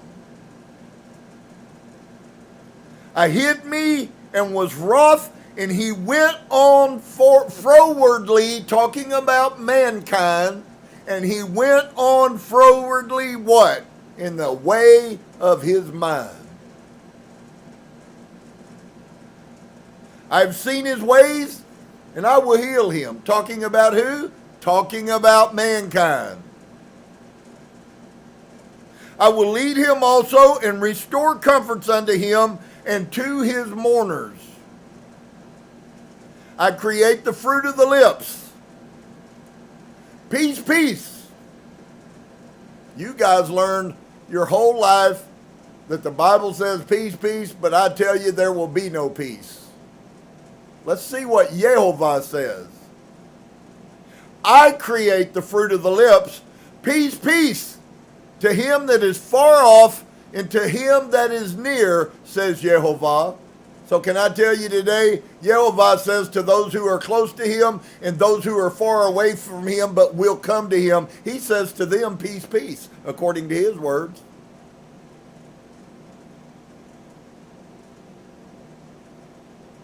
And I will heal him. So he's then talking about something that's different about these people that are both close and far. Because the next line, verse 20, explains to you that he doesn't say those words. So when you find in the New Testament that peace, peace, but I tell you of a truth there will be no peace, that was actually written to the Christians. The Romans were laughing at the Christians because they knew this principle out of the book of Isaiah. They studied the book of Isaiah more than the Jews studied the book of Isaiah. That's why they knew how to twist it. And Yehovah says, but the wicked are like the troubled sea when it cannot rest, whose waters cast up mire and dirt. There is no peace, says my Elohim, to the wicked. None. That's why they're unhappy. That's why we have such high divorce rate in Christianity. It proves that it's just as corrupt as the secular world is, in many ways worse. They're not going to have any peace. Cry aloud and spare not. Lift up your voice like a shofar and show my people their transgression. So now the man of Elohim is supposed to rise his voice up and show people their transgression, right? That's the calling. That's the purpose. The people that are Yehovah's purpose, or Yehovah's people, are supposed to be telling other people about their transgressions. Rise up and shout it. Cry loud. Spare not. Lift up your voice like a shofar and show my people their transgression and the house of Yaakov their sin. He must be talking to somebody, not Jews. Why is it that people are showing now the Jews their sins?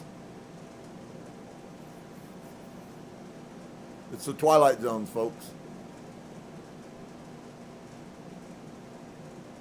Yet they seek me daily, and they delight to know my ways. As a nation they did righteousness and forsook not the ordinance of their Elohim. They ask me the ordinances of justice, and they take delight in approaching the Elohim. Wherefore have we fasted, say they, and you see not. Just so you know, folks, there is a provision in the scripture that we are not to fast on a Shabbat. Do you know nationally what today is in Israel? It is the day of fasting. Who's he talking about? And does it line up with what's going on today? Or was it something in the past that's been rectified? And now they're all righteous and holy. But I tell you of a truth, they're no more righteous and holy than the Christians are.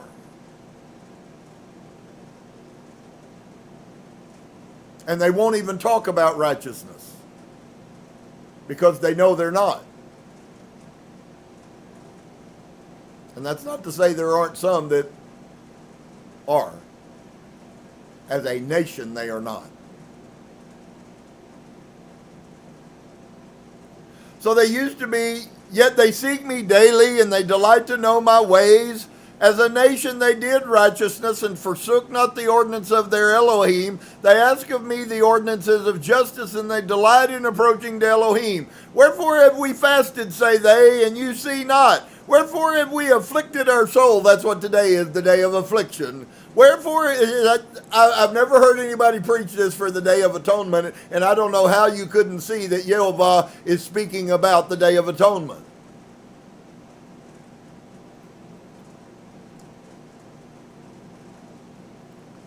Why have we afflicted our souls, and you take no knowledge? Aren't you impressed? Behold, in the day of your fast you find pleasure, and you exact all of your labors. Behold, ye fast for strife, and you debate, and to smite with the fist of wickedness. You shall not fast as you do this day, to make your voice to be heard on high. Can I give you a clue, folks? There's a reason why we didn't fast today, and that right there is the reason why. This isn't the fast he wanted, but he tells us what the fast he wanted is. How wonderful Yehovah is. Great and mighty, El Gibor, the mighty Elohim. Behold, you fast for strife and debate, and to smite with the fist of wickedness. But you shall not fast as you do this day, to make your voice to be heard on high. That is the day, this is the Day of Atonement. It has to be. Is it such a fast that I have chosen? A day for a man to afflict his soul? What day is there in the scripture that a man is to afflict his soul? Yom Kippur. Of course that's what he's talking about. Why isn't any Jews teaching this? Why aren't they standing in the synagogue telling everyone today that this isn't what Yah wants from you?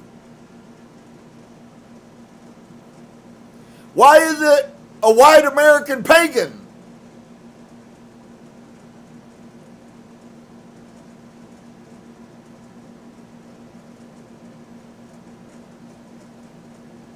Is this the fast that I have chosen? Or is it really the fast you chose? A day for a man to afflict his soul? Is it to bow down his head as a bulrush and to spread sackcloth and ashes under him? Will you call this a fast, an acceptable day unto Yehovah? Is this the kind of affliction I really wanted from you? Unfortunately and fortunately, he's very kind and he's going to tell us what he wanted. You won't have to, after today, you will not have to have any questions about the day of affliction and what it is Yah wants from you.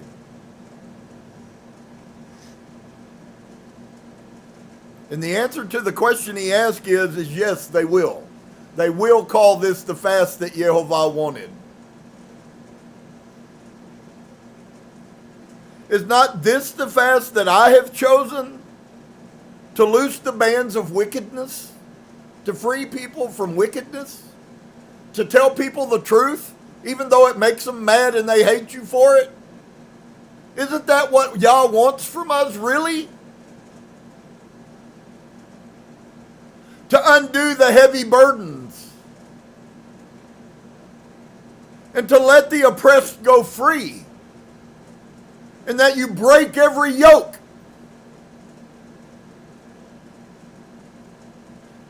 Is it not to deal your bread to the hungry, and that you bring the poor that are cast out to your house? When you see the naked, that you cover him, and that you hide not yourself from the people in your family, your race, your belief system that need you? Do you know how many people I have watched that do this and hide themselves from the people that they're supposed to be helping, and they run when anytime they have to have anything to do? Oh, I'm not doing that. I'm going to go have fun. Good curse on you, my friend. May Yah give you all you deserve.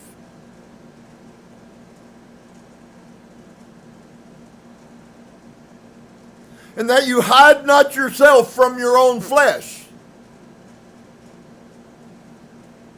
Not talking about family, folks. Although it includes family.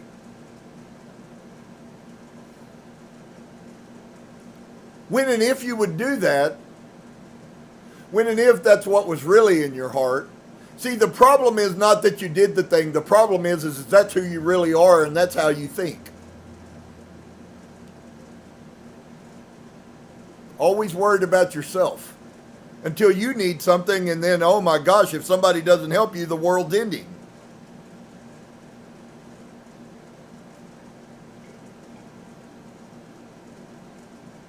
If you would do these things that he just told us, folks, if we would do these things, guess what would happen? Then our light would break forth as the morning, and your health would spring forth speedily, and your righteousness would go before you. See, sometimes people seeing me and running is a blessing.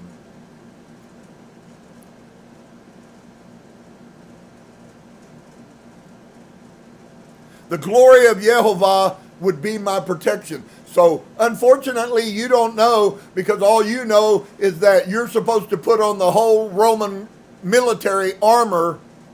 But the problem with the Roman military armor, friend, is that there is no protection from your blind side.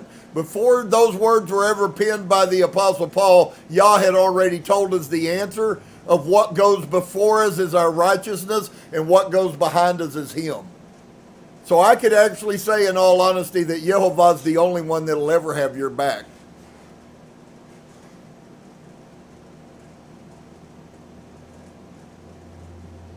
And the glory of Yehovah shall be your rearward. But you won't do the things he just said, so he's not there protecting you.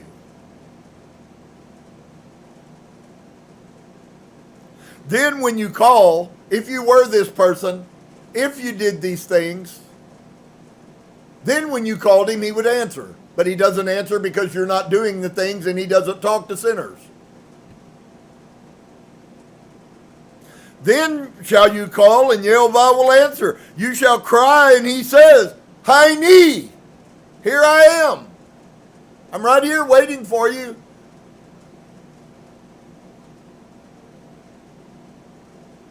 If you take away from the midst of you the yoke, and the putting forth of the finger, and the speaking vanity, pointing your finger at people, your emptiness. You're not any better than anybody else. On your worst day, you're worse than they are, and on your best day, you're just as bad as they are.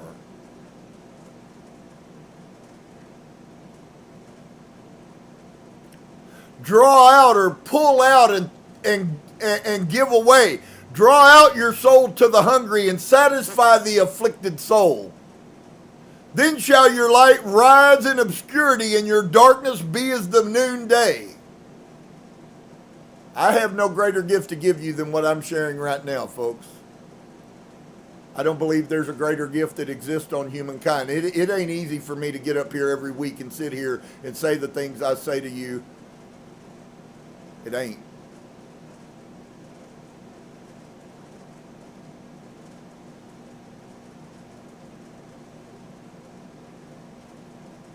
And if you would do this, then Yehovah will guide you continually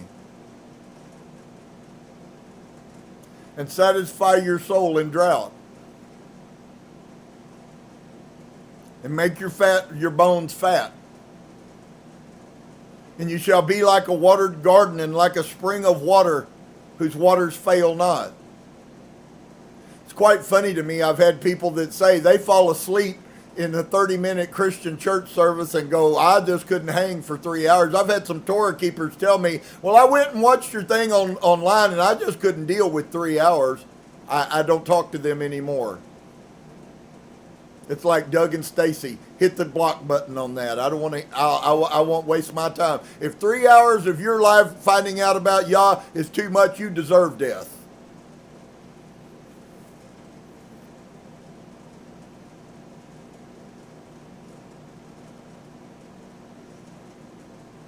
But these people will be like a watered garden, a spring.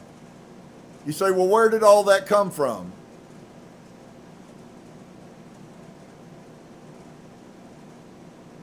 And they that shall be of you shall build the old waste places. You shall raise up the foundation of many generations. I don't care who thinks I have no effect. Sometimes I think that.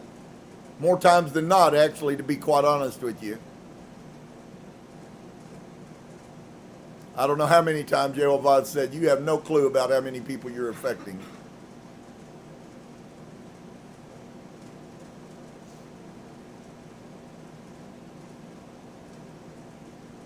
And they shall be of you, and shall build the old waste places. My job is not to build the old waste places, folks. That's your job. I have people that have been in ministry who don't pay tithes. But I guarantee you, when they were standing in a pulpit, they preached tithes.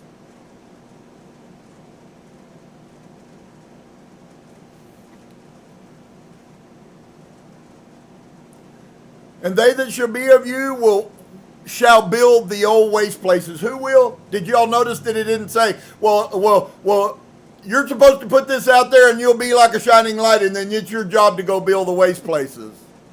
It's not my job. I'm not supposed to kill the animal at Passover. That's not my job.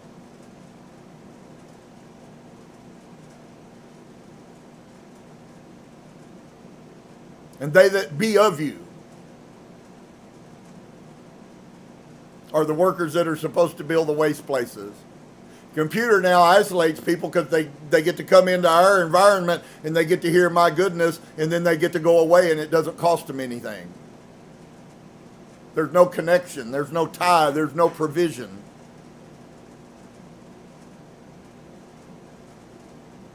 And they that shall be of you shall build the old waste places, and you shall raise up the foundations of many generations, and you shall be called the repairer of the breach, the restorer of the paths to dwell in. Just so you guys know, and it's certainly not to toot my horn, but it is quite amazing to me that over 20 years ago, somebody who did not know me said, you are a repairer of the breach. You will be the one who builds back what is ancient. If you turn away your foot from the Sabbath, from doing your pleasure on my holy day. So doing our pleasure on his holy days is a sin.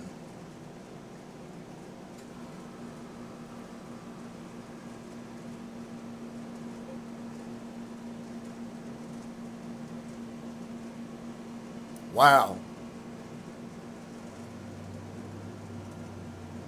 And call the Shabbat a delight.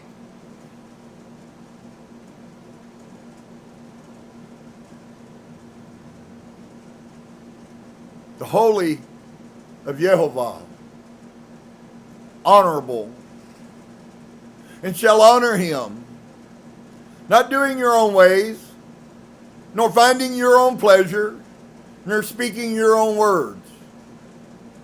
And I don't know about you guys, we got lots of people who are trying to do the Shabbat, and that none of those things are even entered their minds. Short of going to the grocery store or going to a restaurant, there's really not much difference on their Sabbath. They do the same things, they look at the same things, they act the same way, they talk about the same things.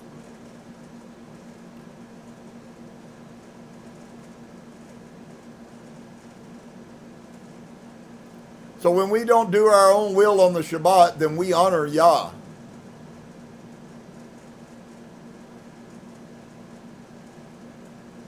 And if we did that, then look at what he says. Then shall you delight yourself in Yehovah. So there's actually a hindrance. Your sin and the things that you're doing on your Shabbats are actually stopping you from having a connection with Yehovah. For a lot of people, folks, it's just like stick the gun to your foot and pull the trigger, and then at least you know why you blew your foot off. We're shooting our own selves. Nothing that we're doing is affecting Yah because it's not being done the way or why he wanted it done.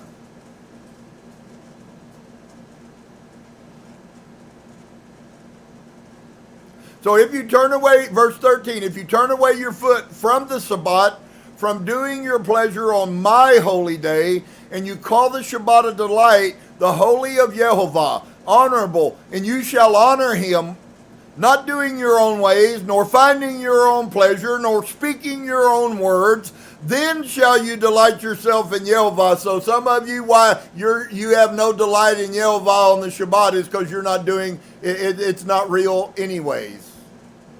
It's a pain.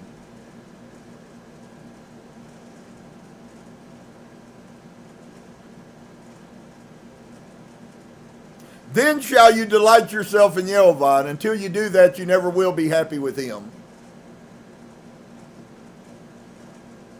You just continue to do whatever you want to do and call that Sabbath.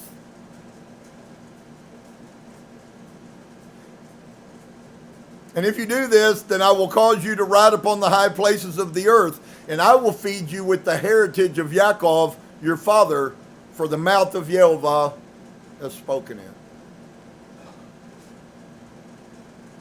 I hope you can now understand why I would present this in front of you on Yom Kippur.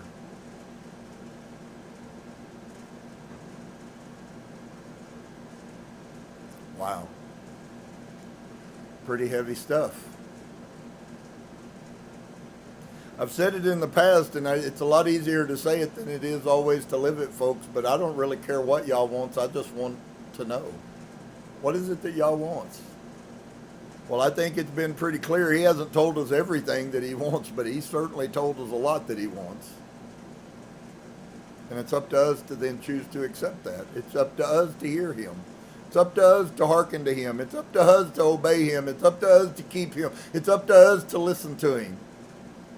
I can stand up here and preach for the next 1,000 years, and it ain't going to help you an ounce. If your heart ain't right, it ain't right. If you'd rather do your own way, then do your own way. But don't expect Yah to be there helping you while you are. Because he said he wouldn't be. He told you that. You saw that today. I didn't say it. He did. This is really hard, and it's really hard. That's part of why I have so few followers. I have so few followers because there's so few people that want to hear the truth. This is a journey that's going to require everything of you, and if everybody else has lied to you your whole life, I refuse to be guilty of that. There ain't nothing easy about following Yah until it's real inside of you. And it'll always be hard for you if your heart's not right. He doesn't do any of these things because he hurts me. He saves me from things every single day. He blocks me from people coming around me that I don't need to be around. On and on and on. Not because I'm anything different than you. In fact, I probably struggle more than you do. To those who much has been given, much is required. So, while you're walking, how about you grab a hold of those things? Those verses are there for you to read them. You can open your phone or you can open your Bible at any given day and you can sit down and read those again for yourself.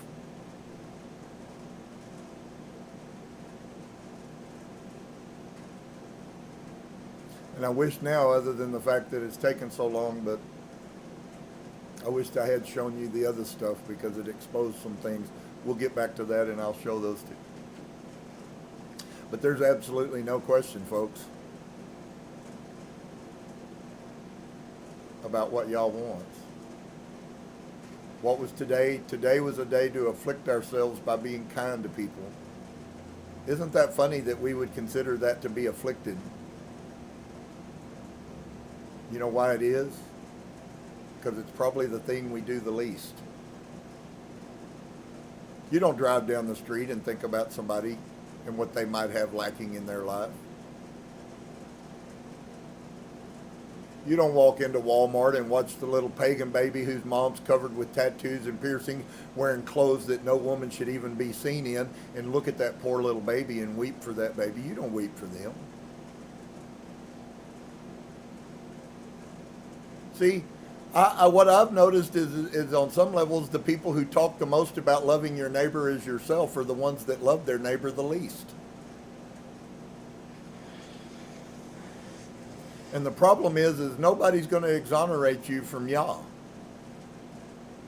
except for you. If you don't want to pay the price that he says is coming for people who behave like that, then just keep doing it. He told you that. You're not even convicted enough that you say there's no hope for me. I'm a horrible, despicable sinner. Please, Father, forgive me.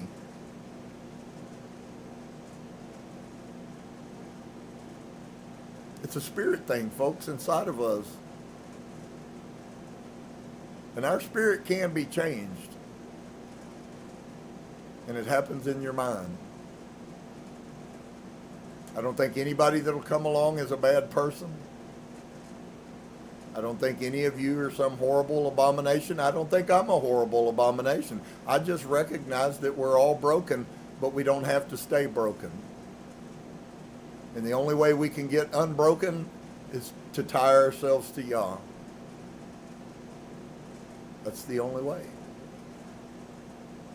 So before we go, I'd like to read this to you. This is for those of you who have or haven't, I don't know at this point.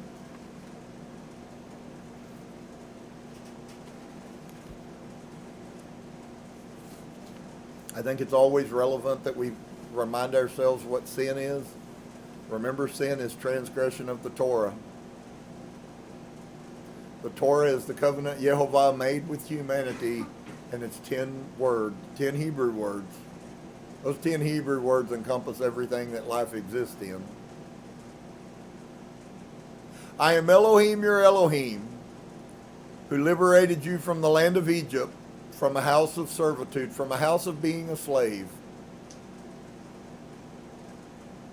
There shall not be to you any other Elohim. Can I ask you a question? How can we ever possibly marry that to the New Testament? He's not Yehovah. Even at best, he's not. At best, he's the son of Yehovah. That is not the Father. I have a son with the same name as mine, but he's not me.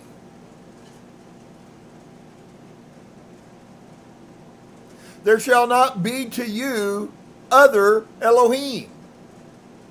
Any other Elohim. And he told us, there is no other Elohim but me. All the rest of the Elohim are all nothing but idols. You shall not make for yourself a carved thing or any formed thing that is in the heavens or that is in the earth below or that is in the waters under the earth.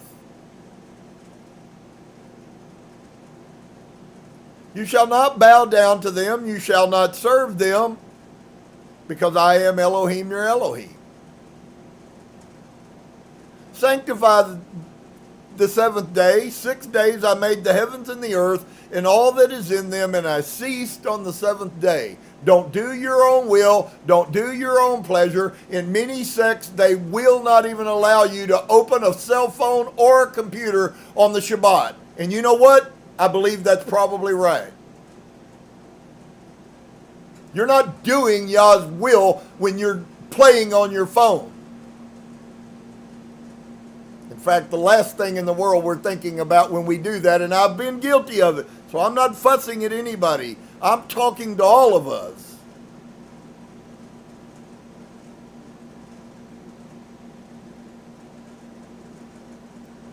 "6 days I made the heavens and the earth and all that is in them, and I ceased on the seventh day. Therefore you shall cease." See, we in America are so motivated by all of this nonsense, we don't even have enough peace inside of us just to sit still and be quiet and do nothing. I don't think a phone is bad. I read scriptures on it all morning this morning. 20 times I caught myself and had to click off of something that before I knew it, I was over there. Got the book of Isaiah open, and here I am over here checking my email. Therefore you shall cease. What does it really mean to cease? That means to stop everything, doesn't it? You, your animal, and everything that is yours. So now it's not just me, now it's everything that's under my authority as well. I am Elohim your Elohim. Honor your father and your mother. Can I tell you something, folks? I don't care how long your mom and dad has been dead, you still can honor them by your behavior. It ain't about them. It's about you.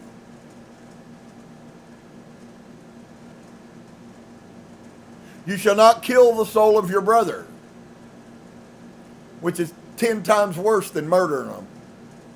It'd have been better that you would have killed them.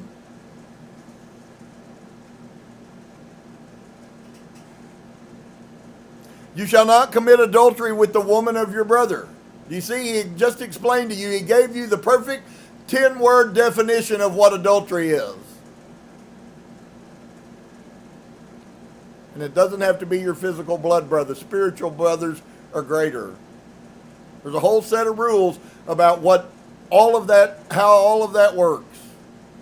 And why is not adultery if a man has more than one wife?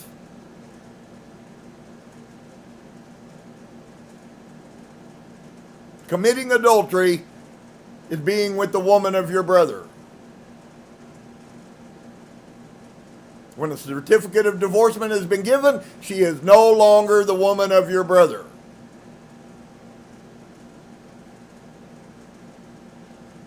You shall not steal the property of your brother. We don't want to deal with that one, do we? If it ain't yours, leave it alone. Now, can we have friendships where we co-share things? Of course. But those are things typically that are worked out and have foreknowledge. You shall not swear by my name to deceive, because I am passionate. So we then get a couple of glimpses there. We get to see Yah's nature. I've had people tell me, well, you're just so passionate. I have it of good response that my father's quite passionate himself. He really means all the words he says, folks. You can disbelieve him all you want to, but I'm telling you right now, Yehovah is going to do exactly what he said he's going to do. He's very passionate. The iniquity of fathers will be upon children unto a third and a fourth generation for lifting my name to deceive. So if you want to curse your children, just start.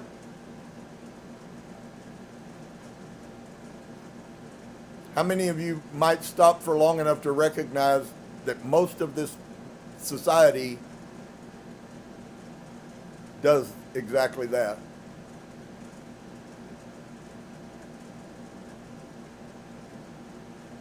But it's not what we're told in the King James Version 10 Commandments. None of these are. They're all about something different. The commandment to not kill somebody has nothing to do with killing their physical body. It has to do with what you do to them as a person.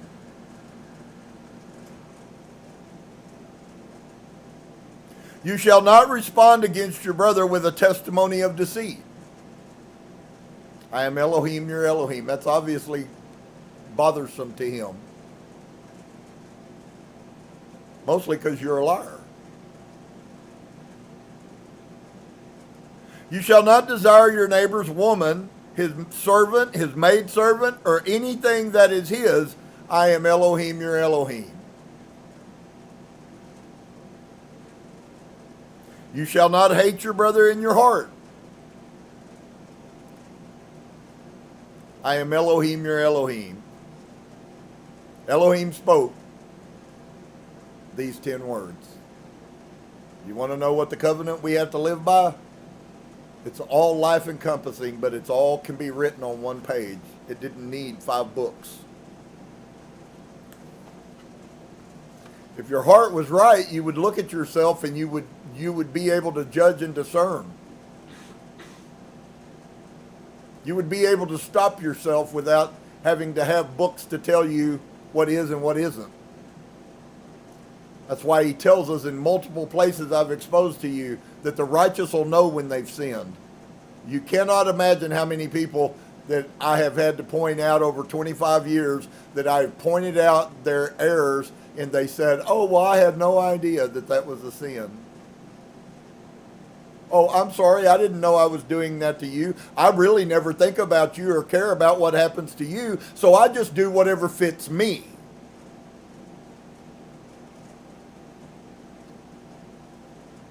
You see how different the whole thing takes on? We're learning that the commandments aren't necessarily in the context all the things that we think they are. Actually, commandments are the direction that we're supposed to walk our lives. Those are mitzvot. Those are commandments. Don't do these things. 10,000 applications that fit within that one word, but don't do those. Figure it out. Care enough to go find out. Care enough to think about, well, how's that going to affect my brother? How's that going to affect the people down, or how's that going to affect a stranger that I don't even know?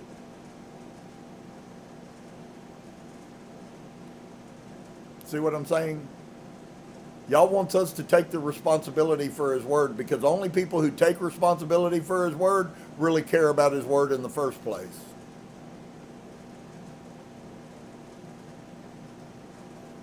And that's kind of a hard message, but it is the truth. Do we all fail? Unfortunately, a lot more than I think that we wish we did. Or at least I hope that's the case. I know it's true for me, but I don't think most of the people trying to walk the right life want to shame themselves or Yah. I think that most of us have lived so corruptly we don't even know what right is yet. I think we've come a long way. You guys that I've talked to, we've come a long way. Has there been good? Yes, there's been good. Are we still struggling? Do we have further to go? Of course we do. But it's not going to change just because you get mad. In fact, y'all could care less if you get mad. Get mad.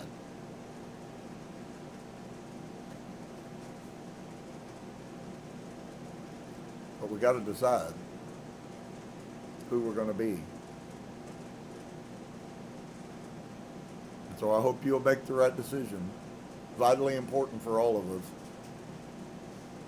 I have loved ones who won't listen to the truth. They made a decision.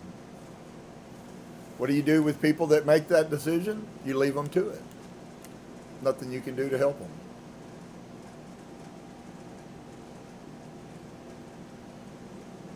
Let's pray. Father, bless you today for this solemn day. That was not a day, although I guess many times when your word gets exposed, it's not joyous to everybody, which is why you need a different message. But your message hasn't changed. This is the way, walk in it. If you choose not to walk in it, this is what I'll do to you. If you choose to walk into it, this is what I'll do to you. And unfortunately for all of us, Father, that's never going to change or go away. So I bless you today that I can trust you, that we can trust you, that all can trust you to be who you said you were and to do what you said you would do. So I thank you for your goodness.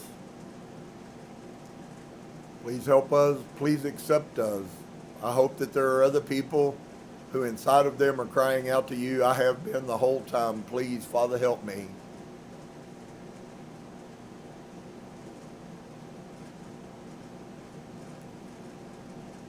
I bless you that we can trust you.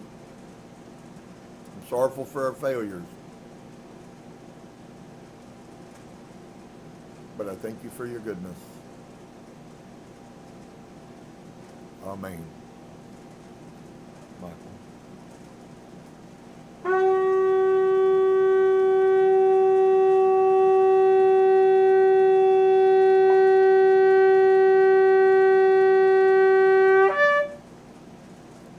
Blow a loud blast on the shofar oath. I'm so thankful that we are blessed. Folks, I know these things are hard. But if you're walking with Yah and if your heart is right with Yah, I assure you, hating you is the last thing he does. He already knows the secret. He already knows it. He already knows the secrets inside of you. He already knows who you are. I think one of the greatest revelations that we can really get is that he really does see me for who I am, so I can quit putting on the pretense. He ain't going to buy it. If I didn't believe it, I wouldn't do it. And if you're doing it and you don't believe it, then quit. It's not profiting you anything. But when you do from your heart, desire to please him and keep his covenant, then it will profit you immeasurably. And that's what his heart's desire for every one of us is. Whether you're a Jew, whether you're a Gentile, whether you're a Scythian, it doesn't matter what country you came from. It doesn't matter what color your skin is. You're not superior to anyone, and no one is superior to you. It is only those people who keep his covenant that he considers and will bring into his house. What an overwhelming message. I get to choose. That's freedom to the max. So shalom, I hope you'll take this, and I hope you'll think about it.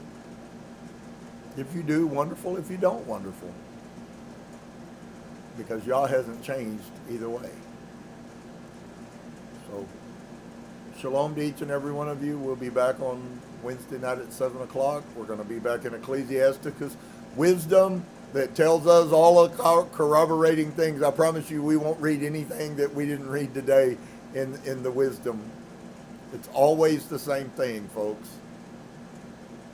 I told someone about 6 or 8 months ago, I said, the message of Yehovah is in every book of the Bible. It's always the same. Keep my commandments and do what pleases me. Boy, that's really hard if you're an American.